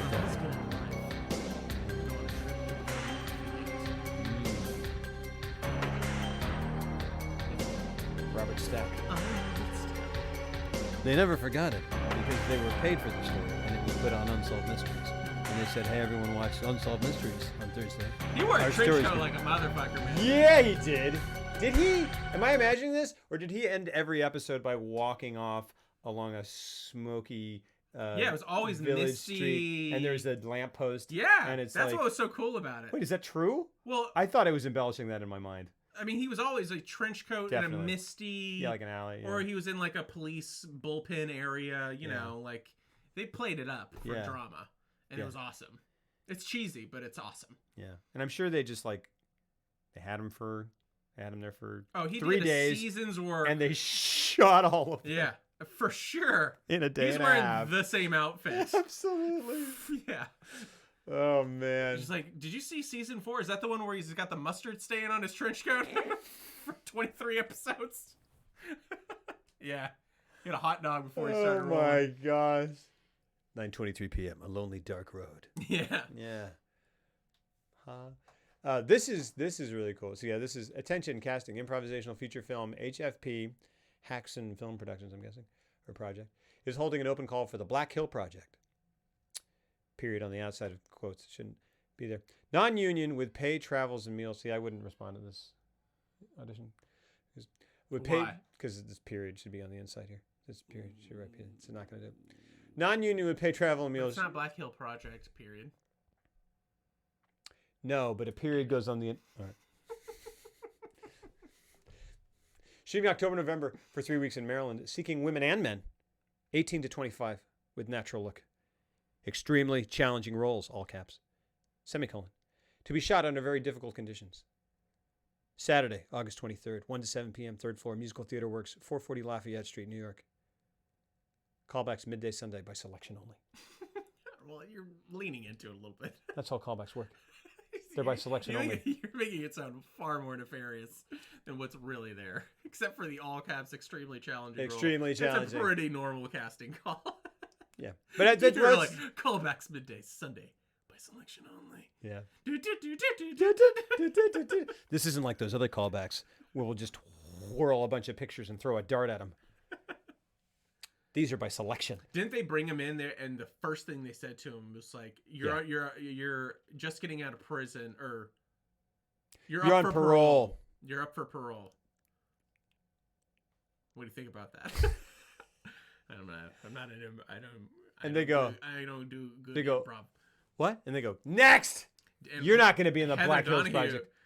She had a great response. Because she goes, you're up for parole. You've been in jail for 10 years. You're about up for parole for like 10 more or 12 more or something. And why do you think you should be paroled? And she goes, hold on. Yeah, go right up there. It's worth it. It is worth it. Get in there.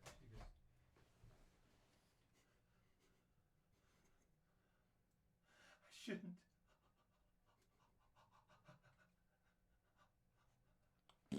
Josh! And they go, wow, how'd you know his name would be Josh?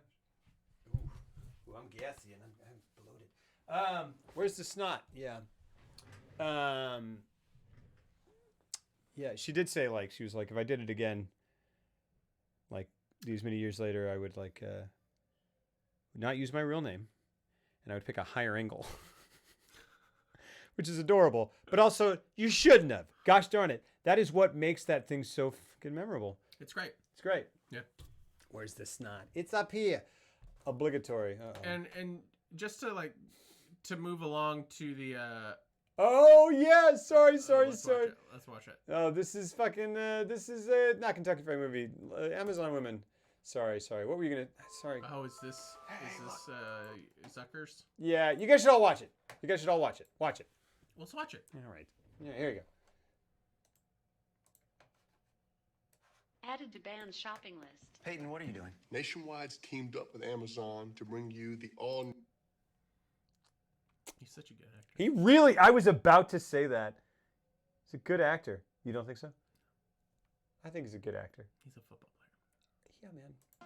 Extraterrestrials, strange phenomena, missing persons, lost continents, myths, and monsters. 2 minutes and 41 seconds. We examine these mysteries to determine, Oh, that guy. are Henry they Silva. bullshit or not?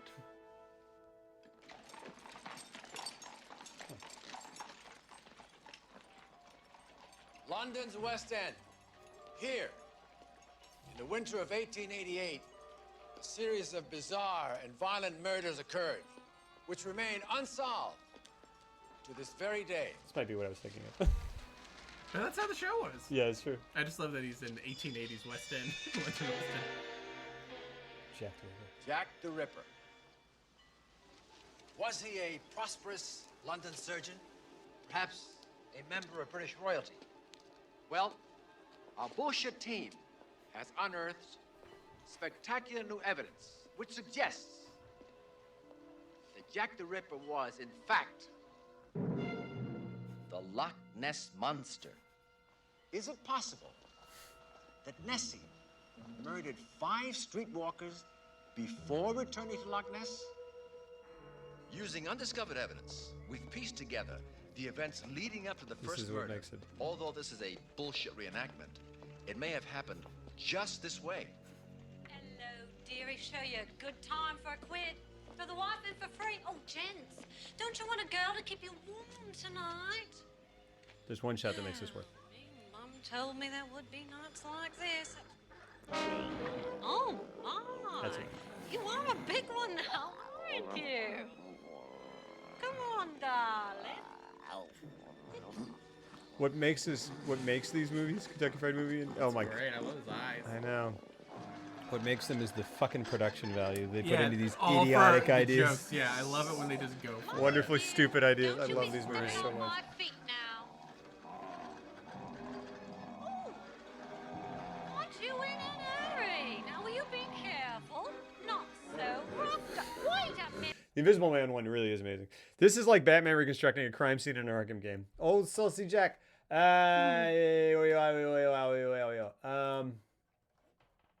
Hold on. You know what I never quite did. Did you ever read? Have you guys ever read the Gotham by Gaslight?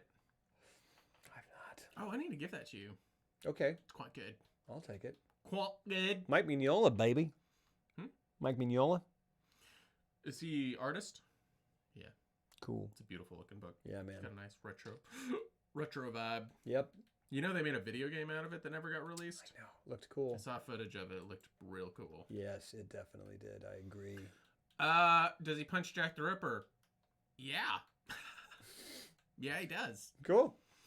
He goes after him, and he looks like a fucking pirate in his Batman costume. It's cool. Oh, I was like, Jack the Ripper looks like a pirate? Why am I having so much trouble with this? Yeah, if you're not aware, Gotham by Gaslight is Batman. It's an alternate history thing. It's Batman in London during Jack the Ripper period, and he tracks down Jack the Ripper. That's the plot of that series. My favorite. It's awesome. My favorite scene from it is when. You sure? Are you sure? Do it. Let me cap that. Is when Alfred goes. He goes, "Hello, Master Bruce," and then Batman goes, "Oi, oi! I talk like you now. You believe it, Alfred? I relate to you on a level I never have before. Oi! Oi! Oi!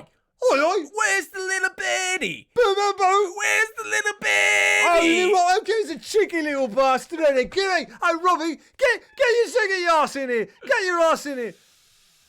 And he goes, "Go back, cool, blimey, governor! What's it going here, boop, boop, boop, boop?" That's offensive. No, it isn't. That's offensive. It is not. Yeah. I think I am qualified to say that that's not offensive. Hey, look. Hello. Oh, really? Hello. I'm Now we got to do a bunch of. Hold on. Boopity bop. Choopity bop. Look, I already said I'm tired, so I can't be held accountable. Wait, has that been in the background the whole time? No, only for the last, only for that last bit that we just did. That classic bit. Oh, Alfred! Hello. Doink. Here we go. No. What is that from? Yeah. Fart. Wait, it doesn't work without this kid's dumb face in it. That man is in the House of Representatives as a representative for Vermont today. This guy? Right No, here? that's not true. It wouldn't surprise me. This is so this image I pulled when we used to play a game called Name That Frame, and I'd be like, "What movie is this from?" I have no idea. I feel like Can I you would venture remember that any kid. guess? Yeah. I would know if I had seen that movie. I would remember that kid. See, that's why it's a good one, because it's almost like, because I feel like you've probably seen this movie. What is it? It's Raising Arizona. Shit. Yeah, but it has that in it, and it's so quick you don't remember it.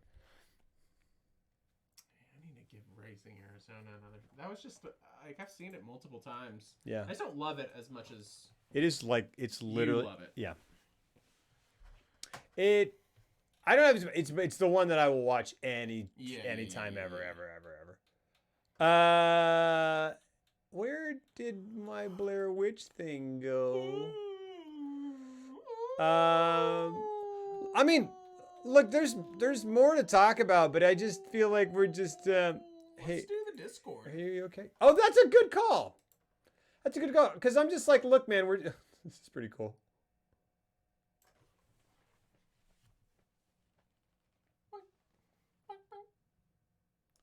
Hey, Heather, bro, Heather, we're like, you just gotta chill out, Heather, this is your motivation. Everyone thinks you're a dick. Heck, I know where we're going, guys. Just another 30 minutes and we'll be at the cemetery. It's fine. Heather, Who are you doing? Heather! yeah, maybe there's Californians again. Yeah, Maybe. that's what it was. Heather. Here's the thing. I think that was it, because this woman said that in the wake of the Blair Witch Project, people thought she was dead, Yeah, that's crazy. so it was hard for her to get work, and B, people came up to her on the street and said, "I wish you were dead." What? Because I hate that movie, and I hate you because you you're serious? a bitch. Yes. What? Well, I think that was the meaning behind it. But she said people came up to her and said, "I wish you were dead," because that's how strongly people People are so dumb. people are Like generally, I would say how dumb, but also like I would say horrifically damaging. Yeah, What I a would say terrible about thing. 65% of humanity is just goddamn dum-dums. Yeah. Yeah. Because anytime, like the collective hive mind of people and how they can do shit like that is just like, why would anybody want to be famous? No, I know. Like, why? I know. Because all that's gonna happen is they'll eventually turn on you. Yeah. Emmalak, you said that's from the Pelican Brief, and I think that was in relation to the fart picture, and that is 100% the funniest fucking movie you could have picked to pretend that was for the Pelican Brief. It's my Perfect. favorite Julia Roberts legal thriller. Aaron Brockovich? I stand by what I said. I've never seen the Pelican Brief. Have you seen a legal thriller from the 1990s? No, because they're all written by John Grisham. Well, then you did. I missed out. Then you did miss out. I've seen The Firm. Then you've seen Pelican Brief. There you go. I heard something crazy, or I think I read something. I don't think I'm making this up. I think I read something about how the Pelican Brief, like, either there was concern about it, or it didn't do as well, or it was a big step, or something. There was some measure of consideration about the fact that it was Julia Roberts and Denzel Washington, and that he's black and she's white. And I don't know if they get romantic or whatever, but that was like a thing. And I was like, fucking really? Because this was 1996. Yeah. Oh, well, I'm not high-fiving the... Yeah. That there was racism in 1996. We haven't evolved at all, baby. Boom! Woo! That is fucking crazy. Yeah, no. And if you think conversations like that aren't still happening today... You mean like, are you talking about like in boardrooms where people are like, boardrooms is in this Hollywood gonna movies. play? About legal thrillers starring a white woman and a black man.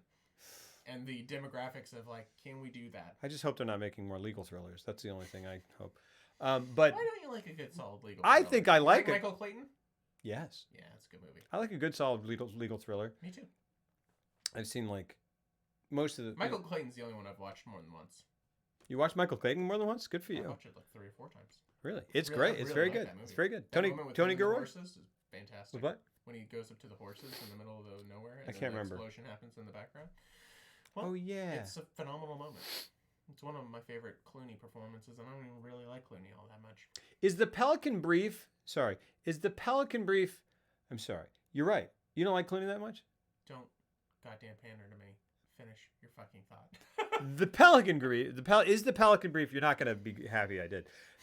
Is the Pelican Brief about a confidential brief authored by the Pelican Company?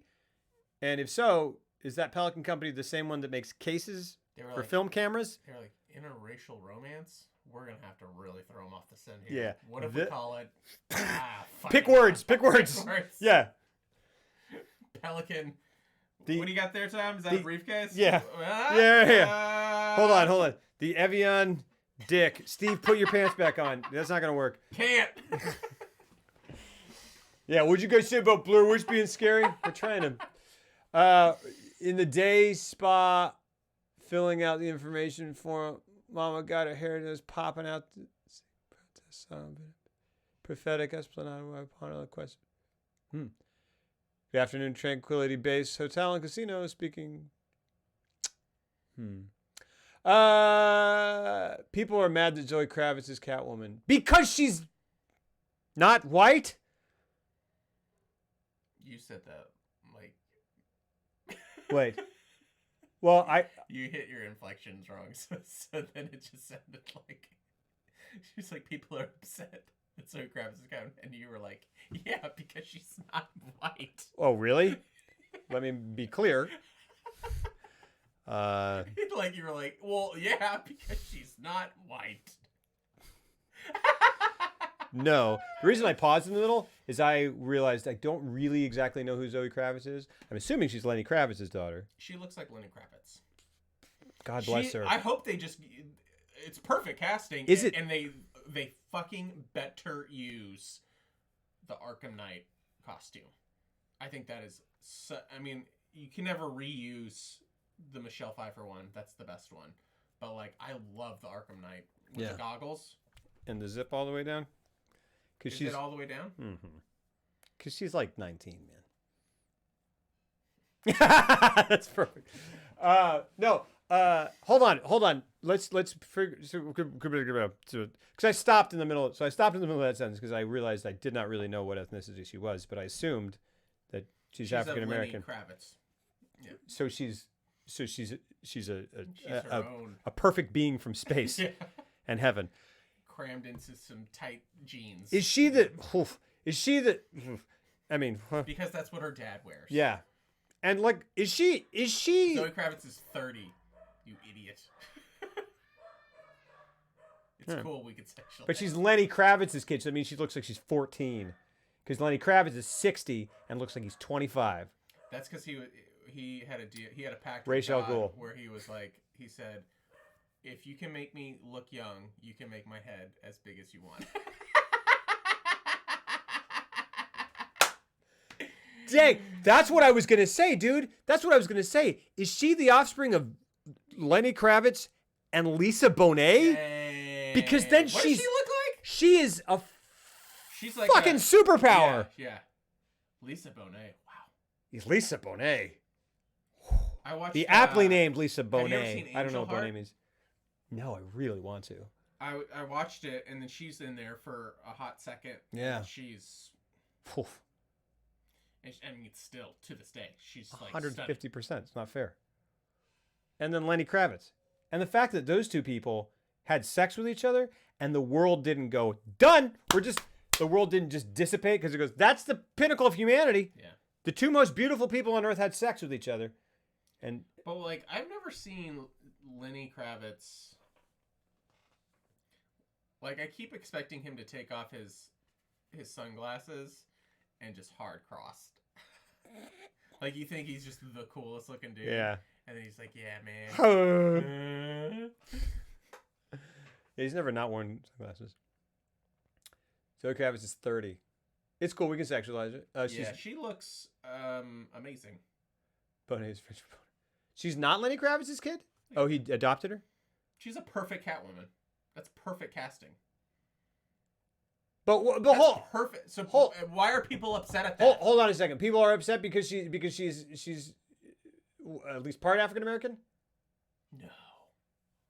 That's That is it? Oh, that's why I was reacting that way. Because the last time there was a fucking because they fucking blew a fucking gasket because the Little Mermaid isn't white. And it's like fuck off. She is. I'm just saying the Bonet part is. Oh, I got you. Yes, I understood. But that's why. Okay. Oh, so maybe that was entirely confusing because that's what I was saying. I was like, is it because she's not white? Like that's why. That's what the problem is. But Halle Berry has already played Catwoman. Yeah. Terribly, but like, I yeah, mean, it's already been done. I don't remember a lot of like racist backlash when Halle Berry. Yeah, I didn't know that. Oh, I guess because we're in a different time now. Now it's okay to be like, but I'm racist. But I just don't remember that happening with Halle Berry. Yeah. I know. You think that's what's happening? I thought that's what very odd to me. I thought that's what you were saying. Is that not what you were saying, Mbelak? Because we were talking about the potential that there was an issue, or I read that there was an issue. I thought a bit or something. At some point there was a consideration because Julia Roberts and Denzel Washington, which is fucking absurd, obviously. Because that's what we were talking about. But so like that's There's what a legion. Oh, go down. There's a legion of dudes out there who now think anytime a non-white person is cast in a comic book movie, it's woke Hollywood virtue signaling. What is virtue signaling?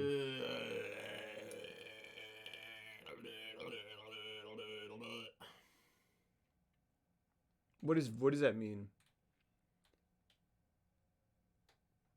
That's so weird to me because, like, even in is she white in the games? Mm-hmm. Is she? Mm-hmm. Yes, she is. Yeah. I don't know. I think that's fucking dope casting. Yep. I mean, Gosh, well, man, can you remember imagine when Billy D. Williams was Harvey Dent? Mm-hmm. He was supposed to be Two-Face. Mm-hmm. Yeah. That was in 1989. That'd have been great. It would have been so good. Man, can you imagine Lisa Bonet was Catwoman? I mean, it's basically what we got. That's a good-looking family. That's the best looking That's the family. best-looking family I've ever seen in my life. Yeah. Virtually signaling basically means they think they're pushing progressive values for appearances and pat themselves on the back, not because they're deeply felt. Well, okay. But at the end of the day, she got the role. I mean, honestly, they're probably not good. wrong in that Yeah, sense. I agree. I yeah. guarantee you the studio's like, yeah, let's do it for X, Y, and Z woke Hollywood reasons. Oh, I thought But also, who gives a shit? Yeah. She's just a talented actor. Yeah. I thought because what is Zoe Kravitz in? I know I've seen her in something. I thought you were saying so the controversy is actually coming from the progressive side saying it's not progressive enough. She's in Fury Road. Okay. I thought you were saying it was people being upset. Oh, it's from the MAGA meathead man-child side, and their argument is that it's not a deeply enough felt conviction. I felt like their side would be like, but Catwoman's white. Whatever. It's so we just haven't. I just get tired. We just haven't progressed at all. I mean, as a society. I mean, and it you know, like we have, but like social media has just like put a magnifying glass on the fact that like there's just we're all a bunch of goddamn idiots. Yeah, and the thing is that like wearing suits and ties, acting like we know what the hell we're talking about, but we don't. Oh, 100%. And now we're realizing like, oh, we always have been. We thought we'd gotten better, mm-hmm. but like now, people are dumb enough and whatever enough to be like, nah, man, I can like wear my racism a little more on my sleeve. Cause like, yeah, I'm not afraid to not be politically correct. You go like, oh, you're not afraid to be an asshole? Mm-hmm. Okay. No, I mean, there's political correctness stuff that I think we've also said that, you know, there are two sides of, but this, we're talking about racism. There's not another side to it. I hate extremism. Yeah. On either side. I mean, we've talked, yeah. Anyway. I hate petty bullshit like this. I mean, just. Yeah. Like, this is an extreme take. Be like, no. Yeah. Like, okay. Yeah. Did you even fucking care about Catwoman 5 seconds before you heard this news? No. Yeah. Anyway, whatever. All right, let's do Discord real quick. Let's do it. That's what we were gonna do before everything went to crap in a dick basket. All right. I mean, the main issue they should be, up in arms about is the fact that this movie's already been done well, and it's called Catwoman, starring Halle Berry. Let's go to the phones. It's because I mean, do you guys like having intense basketball sequences starring Benjamin Bratt? Because guess what? It's got it twice. Twice? I think so.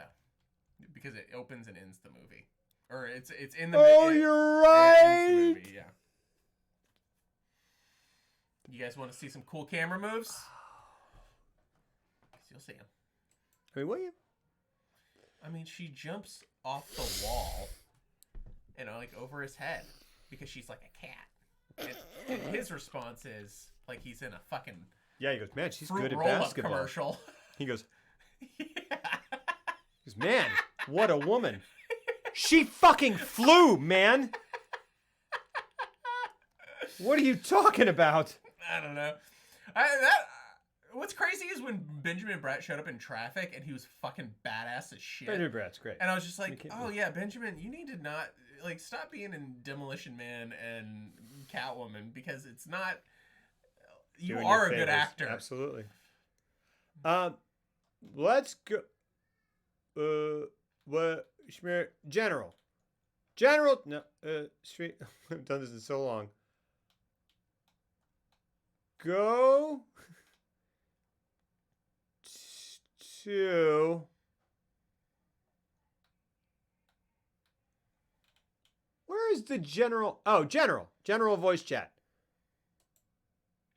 Go to general voice chat. It's under general, and it's there. You are. I think I need to get in there. Hello. Hello? You're talking, and I can't hear you. Darn it.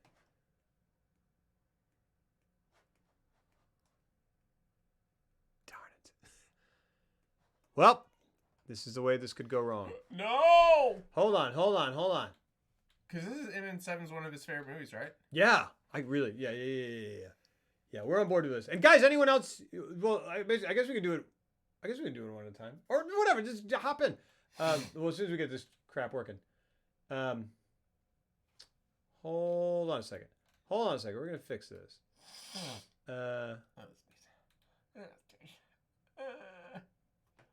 Never bring her back. Zoe Kravitz says she was running from auditioning the Dark tonight because she's too. Fuck.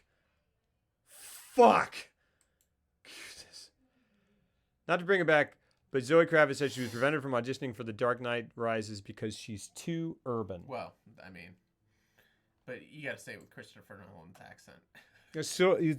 It's Too urban, no? Too urban. Yeah, I mean, surely that was a producer Yeah. call, studio call. Yeah. I think it is on my end. Sorry, love. Hold on a second.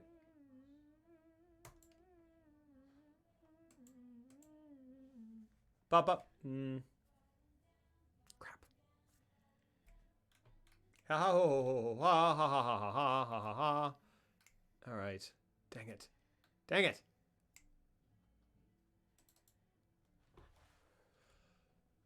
see here. Come on, baby. All right, say something, please.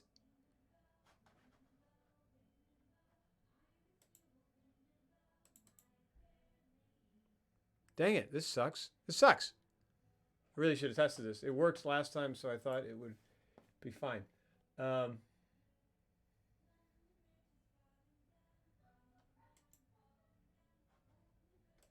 Try now? You're talking.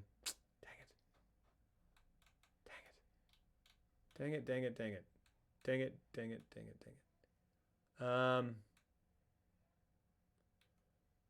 it.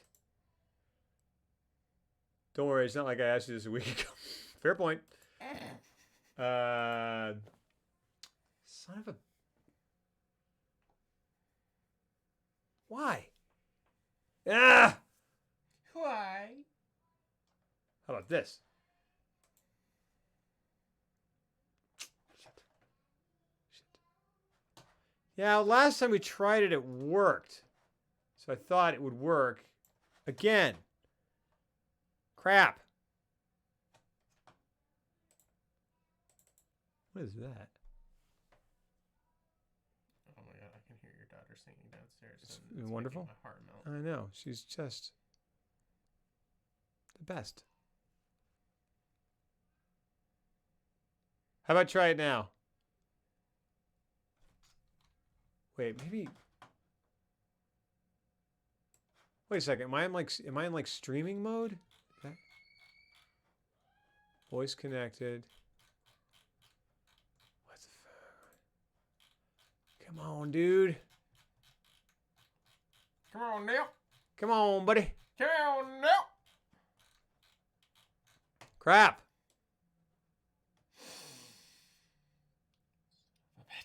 Hey, I've got an idea. This is silly, but it might work. No, I see it registering.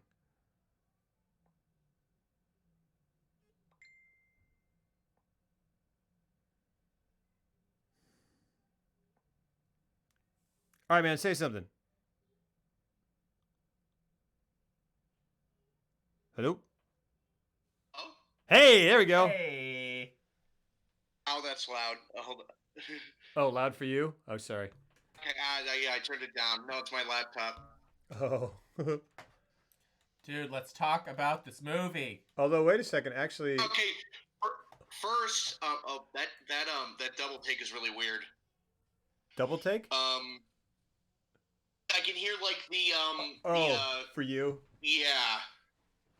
Oh, let me see what this sound. Is it sound weird on the stream, or does it sound weird to you because? I have headphones on. Okay. Let me see. Hold on. Let me. Does this sound strange to you? To anyone in stream? Let's see. Here, go ahead. I don't hear myself anymore. Oh. Oh wait, no, there it is. Sounds good to you. Okay. Oh, well, now I can't even hear. I've made it so I can't hear anything from my computer. So I'll have to fix that later. Go ahead. Everyone can hear us though. I can still hear myself, but I'll manage it. Okay. Well, cool. So wait. So Blair Witch is one of your favorite movies. That's literally one of my favorite movies of all time. But first, I wanted to comment on the Catwoman thing. Yes. I have it on VHS. And the funniest thing is that you remember how VHS had commercials, like, like little things? Absolutely. They had a thing for, like, Batman Begins. Right? So Yeah. it's just funny to me how, like, it's like, hey, you want to see this superior Batman film? Well, you got to, like, wait a year. Yeah. Hold on 1 second. We'll give you a little prelude. Yeah. Until then, enjoy this. Like you go to McDonald's and the guy's like he's like eating a steak and he goes, oh hold on, I'll put it down. Here, let me take your order. This steak was made by a guy named Pitoff. Yeah. Oh my god. Yeah, that's really funny. But speaking of the Razzies, I remember. I think yeah. it was, Yeah. Right, because she won over Razzie, which is And fucking she terrible. went there and accepted it personally. Good for her. Yeah. Oh Sort no, of. but you know who else was nominated for a Razzie? Halle Berry. Right? Hello? Oh yeah. Hello? Yeah, Heather from Blair Witch, which is just like Oh. blasphemy. I mean, especially What? considering like what. Oh, you were talking about Halle Berry. Yeah, Heather- no. Yeah. Oh yeah, she won it. Was what? Yeah. Oh, I thought Did the movie win? yeah, was No, it I think just her for quote unquote worst theatrics. Oh, that's which is fucking. it is terrible. It's awful. Why are the raspberries a thing? I don't know. That's mean. Yeah, it is They mean. nominated The Shining for worst film. Yeah. It's stupid. We need a reconsideration of some of those things. Not like always. Yeah. That's bull. And it really, because like, I got to tell you, man, like, you can see how much of her heart and soul and everything and herself and physically that she puts into this film. I mean, Yeah. all of them do. And then her especially. She's very good. And oh my gosh, what a, I mean, goodness gracious, man. Goodness gracious. What a, I don't follow the raspberries enough to know like what's their The Razzies, parameter or the Razzies. yeah, doing the golden raspberry. Like what the parameters are for what makes it shitty. Like, I'm assuming it's audience. I mean, it's just like probably internet voting now. Yeah, I remember like Cliffhanger was nominated for a bunch. I think Stallone funny. gets nominated quite often. Yeah. But I mean, guess what? Love Cliffhanger. Yeah, Rennie Harlan. Yeah. I mean, I don't know. I've never seen Cliffhanger, but yeah. When was the first time you saw this? Yeah. Blair Witch? Yeah. Yeah. Yeah, when I was like 10 years old. Oh man. Nice. Oh man. And In then- the dark. Oh. Yeah. You see it on VHS. And I at remember, home? like, this was back when if I wanted to order Chinese food, I had to stop using the computer. Yeah. Not in the net. Yeah. Oh man. So, Yeah. That the movie. internet, I mean, here's the funny thing. I agree a lot with how you couldn't do Blair Witch now, mainly because of how, like, widespread the internet is. Sure. Yeah, like Like, people would decipher debunk it. things and find information that it's nearly impossible to make something that's convincing, especially with how bigger films have gotten, especially with budget. Yeah. Yeah. And this is a big but. That doesn't mean you can't do a solid viral campaign like the Blair Witch. Right. I remember I mean, The Dark Knight had a great viral campaign. I mean, they do these like crazy like. J.J. Abrams still does it. Yeah, he does. You're right. That's like Slusho, like all that Yeah, shit. Slusho, like. I mean, that's his good. found footage Cloverfield. for Cloverfield. Yeah, like, Cloverfield. Yeah. His whole thing with that. He's probably the best, but like, if you could do what he does, but do it on an indie level where you don't have any clout whatsoever, Yeah. I almost feel like it's more advantageous. You could sneak past a lot more people that way. Yeah. Because people would be like, who the fuck are you? Yeah. Yeah, it's true, and it's also but like all the pieces have to be in place. Yeah, like, you gotta. like It's with not this. with that. It's Yeah. not just the movie. Like, and your movie has to play into that exclusively. Like, it's something that has to be thought about. Frankly, as you're in the script phase, like as you're writing it. Which for them it was like, Yeah. or essentially, or at least it was always part of the thing. And Abrams, yeah, you're right. Like he can get away with other stuff because he just has the clout to get it out there. Yeah. But like, yeah, it has to be a good. Yeah. I mean, it is, and I like, but there are these like, and this is kind of not. This is not the same thing necessarily, but there are these like these examples of these like really like Byzantine kind of like crazy like multi-level, like there's a website but it just has like a counter on it and a date, and you're like, what? And then people like, oh, in the code for it there's this number that's off, this number that's off, and you put those together and text it, and then like I can't remember I think the Dark Knight, some things like were like do, and then it has like it leads to a clue to a real world thing where you go pick it up and someone like takes a picture of it. It's really crazy. I remember they did that for the reveal of Heath Ledger as the Joker. Oh, wow. Where over the course of a day, I think you had to sign up for their mailing list. It was something to the effect where a little pixel would be revealed pixel by pixel until it was the full image. That's awesome. And it was pretty cool. Yeah, it is cool. These are interesting ways to build anticipation. But like to actually sell it as a real world thing. Yeah. Yeah, go ahead. So what I noticed was like two parallels about like what made Blair Witch so successful was also what made Cloverfield so successful, which was the fact that, like you were saying before with the Blair Witch, they didn't show you like everything. Yeah. But they also didn't tell you everything. Right. You basically had to follow this breadcrumb trail online and discover lore and things like that. And they did the same thing with Cloverfield. The beautiful thing about Cloverfield was that, it wasn't real. I mean, obviously it wasn't real. I live like a hop and a skip away from New York City. It's fine. Oh, you're right. Yeah, sure. It's fine, yeah. It's doing all right. A giant monster, didn't attack No, New York City. No big space monkey. Yeah, right. I actually remember like going there like a month after the film came out, and it felt kind of weird. Yeah. Yeah. Happened and I didn't notice, and they rebuild everything really quickly, or it's fake. Yeah. It's a fast-paced world over there. Yeah. It's the Big Apple. It's a lot of hustle and bustle. But one or two things happen. Either they fixed it. But what made Cloverfield so effective was, again, it followed the same beat as Blair Witch, where you had to follow this, because there wasn't like a scientist that came out and like told you what the monster was. Right. You had to follow all these clues online. They even had like, I remember when MySpace was still a thing, they had MySpace profiles of like the characters like interacting with each other. Oh, that's awesome. Cool. That's very great. Cool. That's really cool. Yeah, back when that was still a thing. And there were websites, like things like you mentioned, like Slusho, and there was a story they did about like an oil drill collapsing. Right. I remember seeing that. And yet to like follow those things in order to like figure out or get a better idea of where the monster. Because like that's the thing about like Cloverfield is it's all from someone's camera. So how do you make a film like that? How do you engage with this thing where if you literally engage with it, it could just step on you? Yeah, that's the thing. Telling a story outside of what you're watching and allowing people to kind of go towards it, that makes it more engaging compared to what we're seeing from a distance. I think that would be I think that would be worth a rewatch and a reconsideration, because it's another thing. I mean, like the parallels to Blair Witch are obviously there in terms of like the style of filmmaking and whatever, but also the enormous hype and the lead up and the great towering expectation going in to sit down at the theater and kind of being like, well, all right, there's no way this is going to be what what I expect. Yeah. And like, I think what I like the most about a successful found footage movie is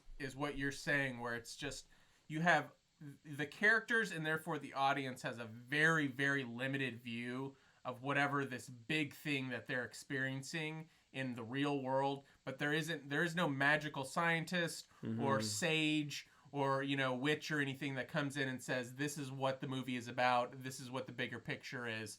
And I think those are what I can't remember if Record explains where the zombies come from or anything. Rec was kind of vague about it gave you they discovered it. I don't want to give away too much, but they discovered a thing which kind of gave away clues as to what the infection was. But it's not like it's not integral to the. It's not integral. I almost feel like they did give away too much. Like they had a scene where they find like a laptop or something that has got news footage explaining it, and it's like I kind of wish they just didn't have that because it would have worked better just not knowing. Like it's just I feel like you have a luxury here from a narrative to not do that. Because it's like at the end of it all, did it really fix anything? Right, exactly. Like why not use that? This is one of the few narrative formats where not having a lot of exposition and leaving people in the dark about stuff heightens the reality of it. Yeah, absolutely. And it's so great because how great is it that like even though like the extent of it is like she goes, do you remember what Mary Brown said? Something about something. Like that's as heavy-handed as they get. Yeah. They don't go, oh, this was the place where Rustin Parr did this. They just do it, and they're just terrified. Yeah. And at the end, he's standing in the corner, and they go, I hope you remember that. If you didn't, whatever. And it's a short enough time frame to where all the events happen very quickly, so they don't have time to overthink anything, and they're just caught in the midst of it. Yeah. I mean, it really does just kind of. It just asks you to. It's a thing where you're getting limited information in every sense. You're getting limited visual information. You're getting limited audio information. That's kind of like bugs me about like people are like, well, it's not scary. I mean, especially nowadays, like, well, yeah, it's not. Of course, it's not scary now. Sure. We're talking about something that's incredibly dated. We're talking about something that was incredibly effective at a time period where the internet was still in its infancy stage. I don't know how effective it's going to be down the road. I mean, my argument is that it is. I feel like I was going to say. My argument is that it's so strict about its realism and that it's not doing those things that what Brian was saying is it doesn't have visual shots giving you obvious clues that make you feel like it's a Hollywood production. It's like it's 50% filming of the leaves on the ground as they're talking off camera. And that's what makes it feel real. And therefore, when it gets to the house at the end, that's what makes it feel scary to me. Yeah. It's all building up to a more and more menacing finale that I find incredibly effective. And it's not a jump scare movie. It's got a very specific purpose and intent. And I feel like it fucking crushed it. Yeah, and I feel like it's because they're kind of fanatical and brilliant about their authenticity. I mean, and down to the I like the tone, like the volume of everything in terms of the volume level of everything. Like everything is fucking pitch perfect. It really is. One of the scariest things in the movie is when they get to the house and they go up to the attic and then Mike runs downstairs. And then he's like, and then by the time he's in the basement, Heather's running down the stairs after him.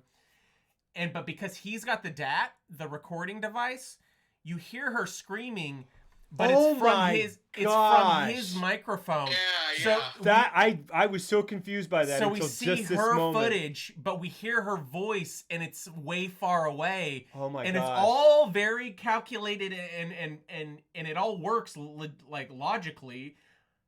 And it's terrifying. It's such a good effect because it cuts to her camera going down the stairs. Yeah. I was so confused about it, not thinking about it practically. It's great. That is great. Yeah. Oh, that's awesome. It's also effective because like her voice builds up as she's getting like closer to Mike. Yes. Yeah. It's so good. Wow. That's awesome. I think I'd always have a hard time finding a personal drama movie about giant space monsters. Right? Yeah, I think you're right, Emma. Like it's that thing where like a high concept movie in the sense of like a blockbuster always has to spend so much time. It's the Marvel thing we were talking about, where they have to spend so much time putting that on screen that everything else feels kind of rushed. I mean the moments that can be small in other movies because the rest of it is restrained emotion don't work. You have to kind of push them because the rest of it is spectacle.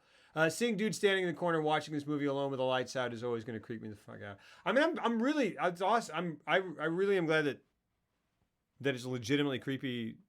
I mean, it was interesting. A part of I watched like the last bit of this on my phone, and I was like, oh, this might be interesting. It might be interesting to watch this movie on a phone.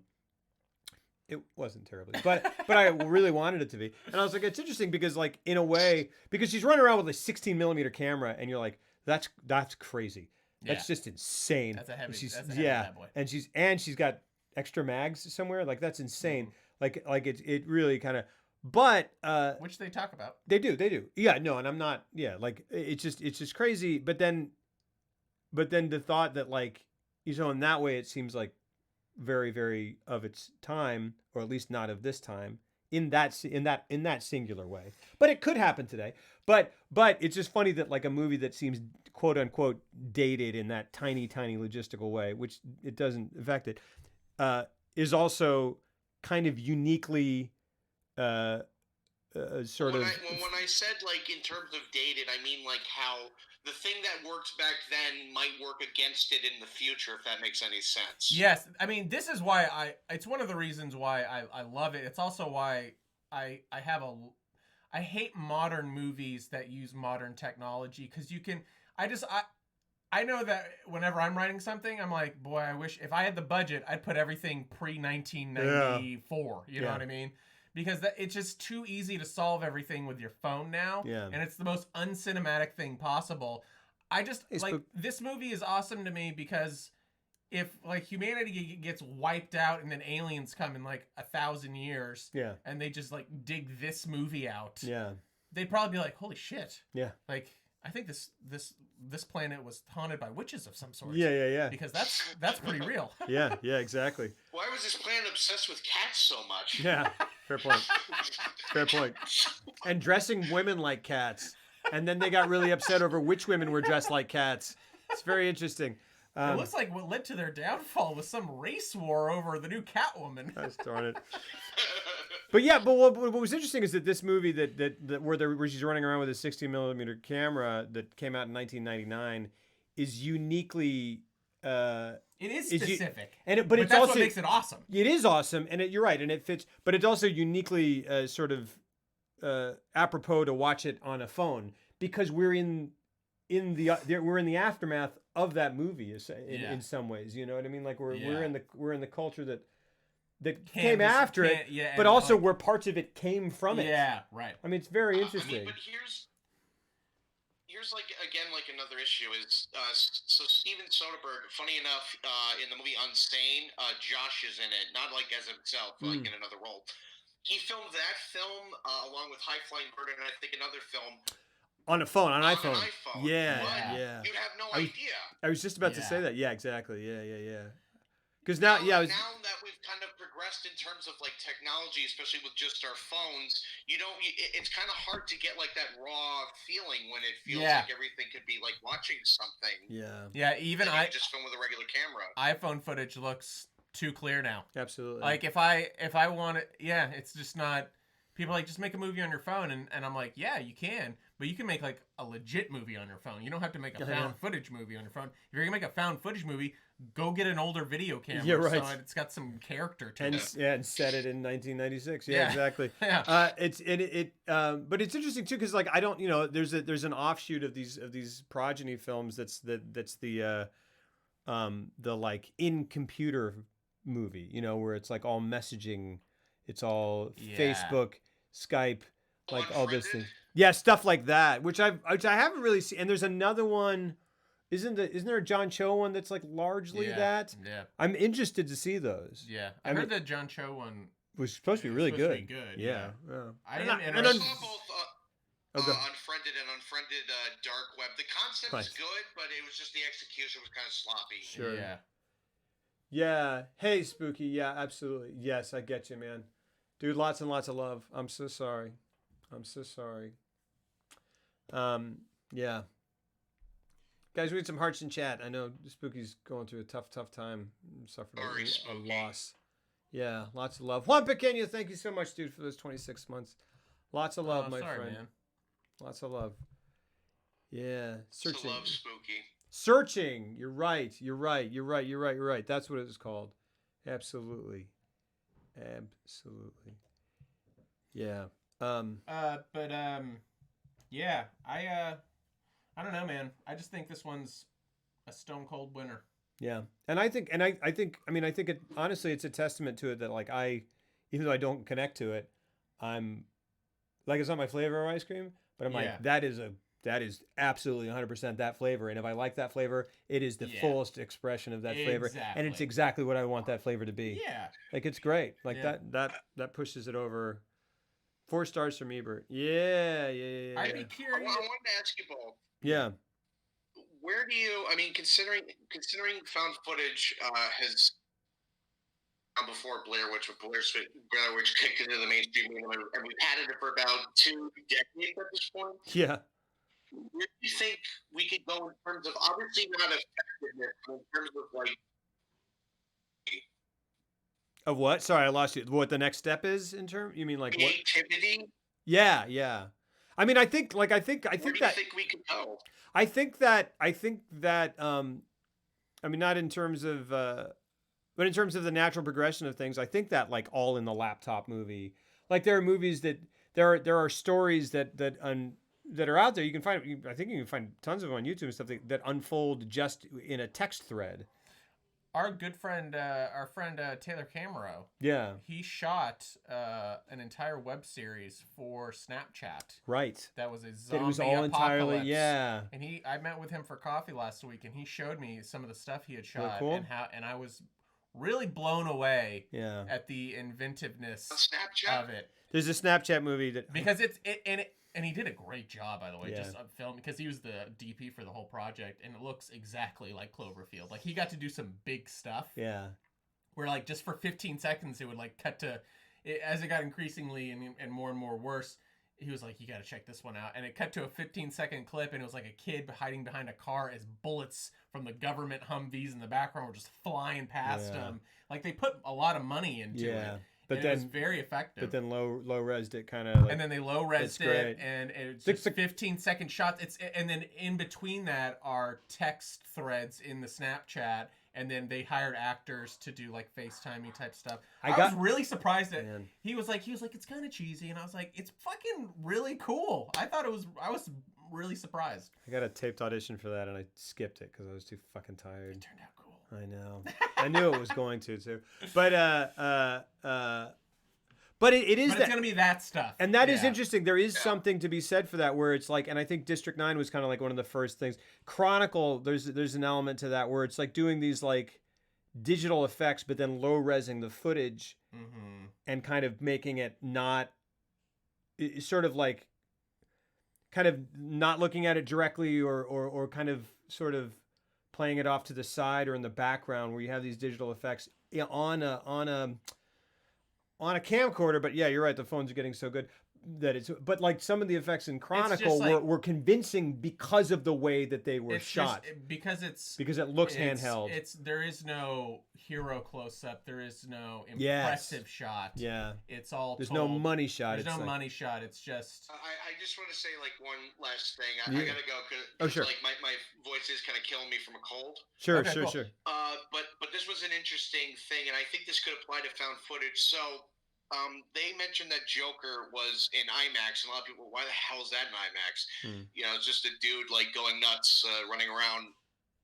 And the DP, I believe it was the DP, said there's like a myth that like when it comes to like IMAX, it's only for like action films and stuff like that. But like IMAX can be used to show like details with shots and stuff. Oh yeah, and that makes it compelling.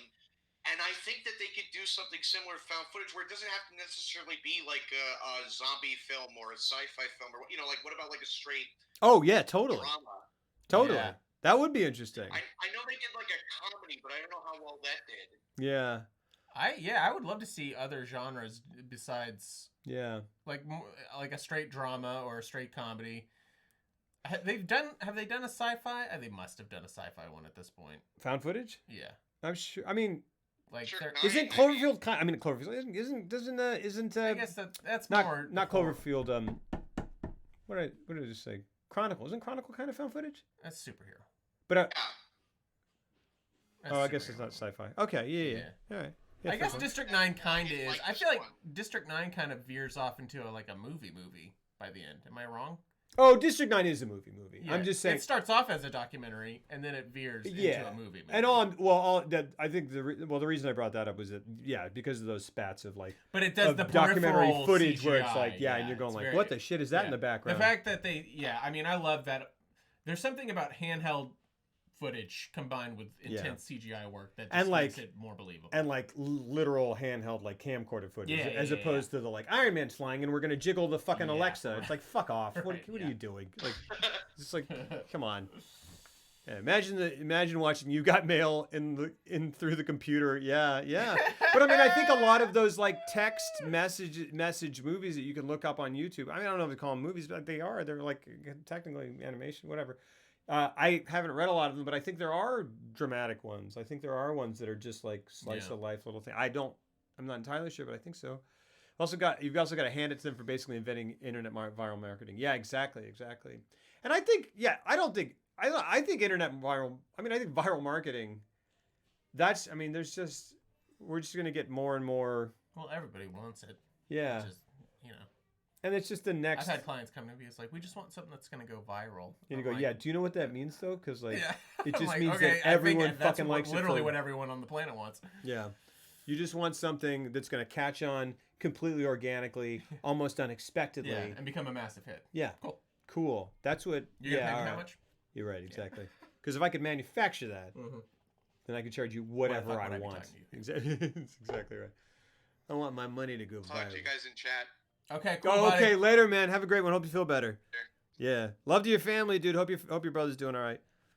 Thank you. I appreciate it. Cool, man. Take it easy. Thank you. Thanks for calling in. Thanks. We got to call in. Well, the lines are hot. Call in if you want. But it's 10:16. So. What's that? I mean, I don't know what you're. I just want to say real quick. Yeah. Imbalak, were you the one who recommended me Memories of Murder? I agree. That was fun, man.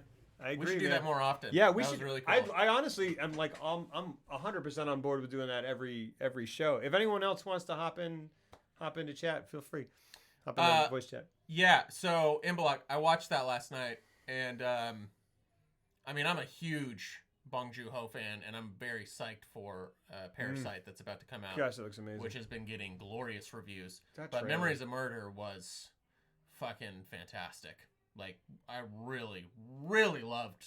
It's like a Zodiac, but from Korea. All right, it's so really good. We got to do a Bong Joon. Oh, it's so good. I was blown away. I mean, I knew it was supposed to be good, and I had heard really great things, and I'm a huge fan of that director. And I was still just like, man, that's incredible. And I love the way it ends and everything. And then I found out that they recently, well, spoiler, but it's very much like Zodiac in that at the time it was made in 2003. It's a true story. Yeah, the killer that the movie's caught. They had not caught him yet, and they caught him last week. Wow. Yeah. Crazy. And he had already been in prison since 2004.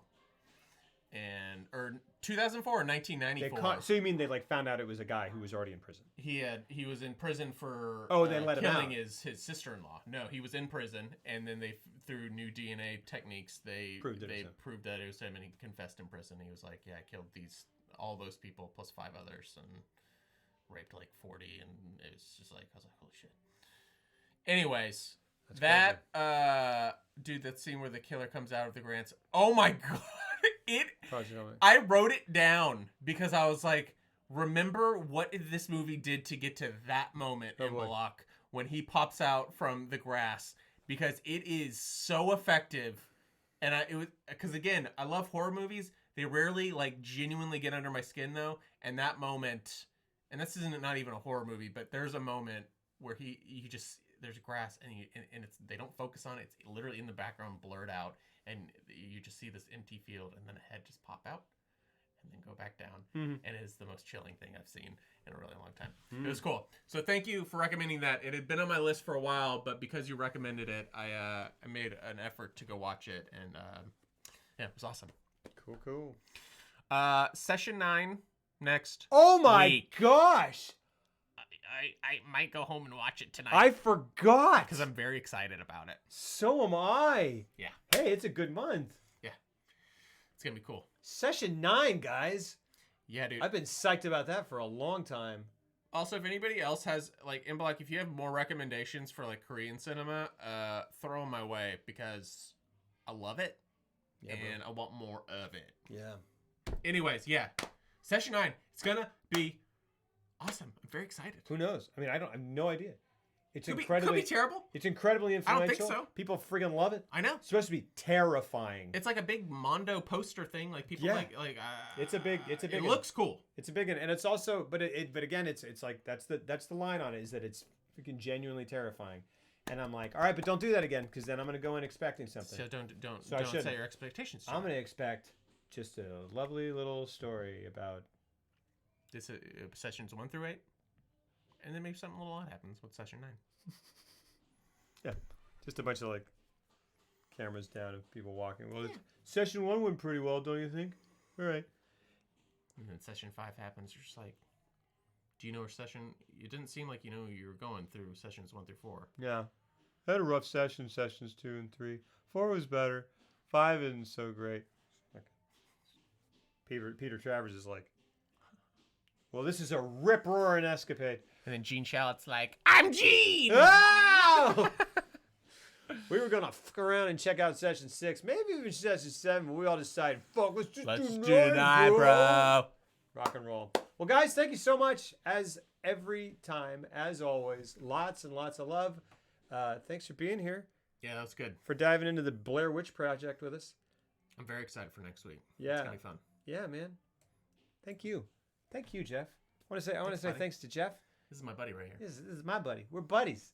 We're proving it right now. We're proving that we are friends. Then I'm gonna turn it off, and then we're just gonna yell at each other and be like, "That was shit." Yeah, that was shit, and you were shit. What I told you not to do that on camera. Though. I know, man. To not you're like, don't pretend like we're friends. Don't call us friends. I told you not to touch me.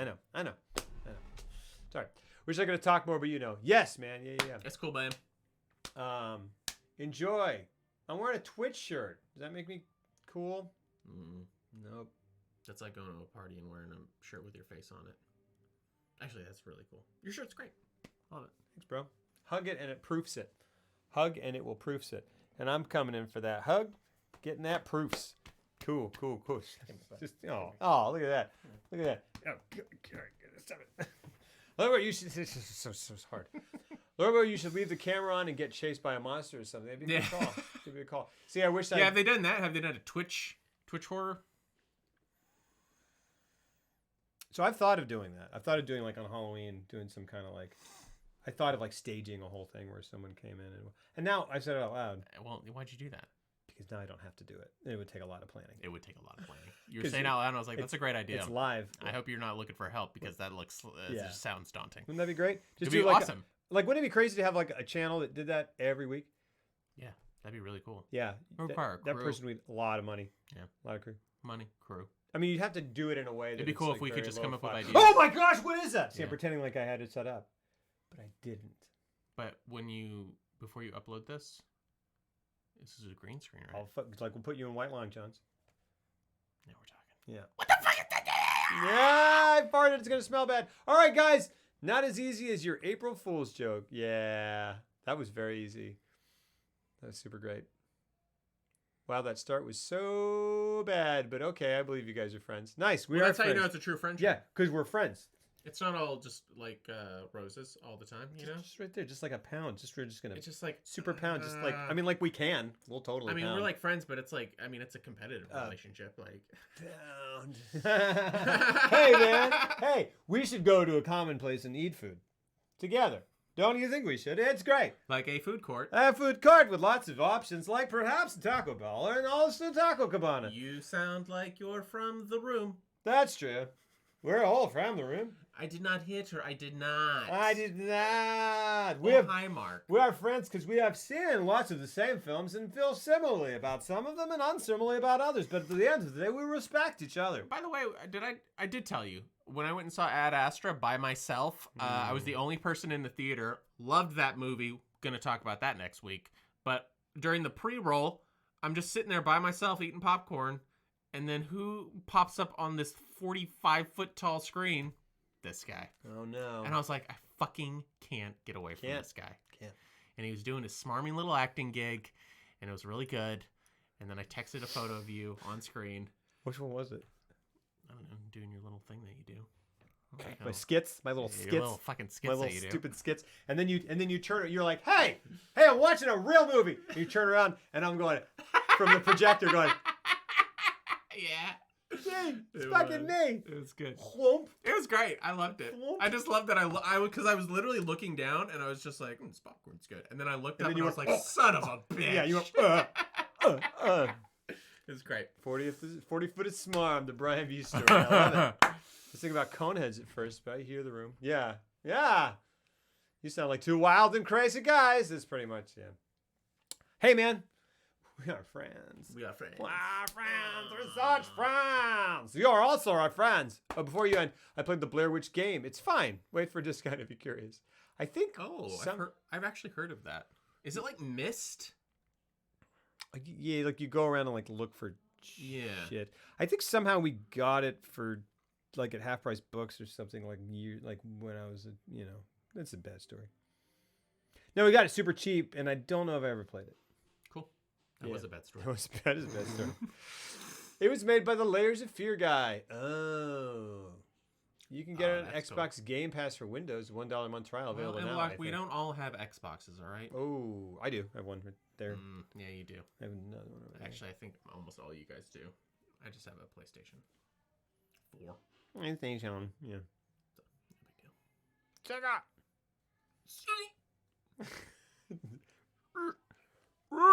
All right, guys. Lots of love. See you next week for session 9.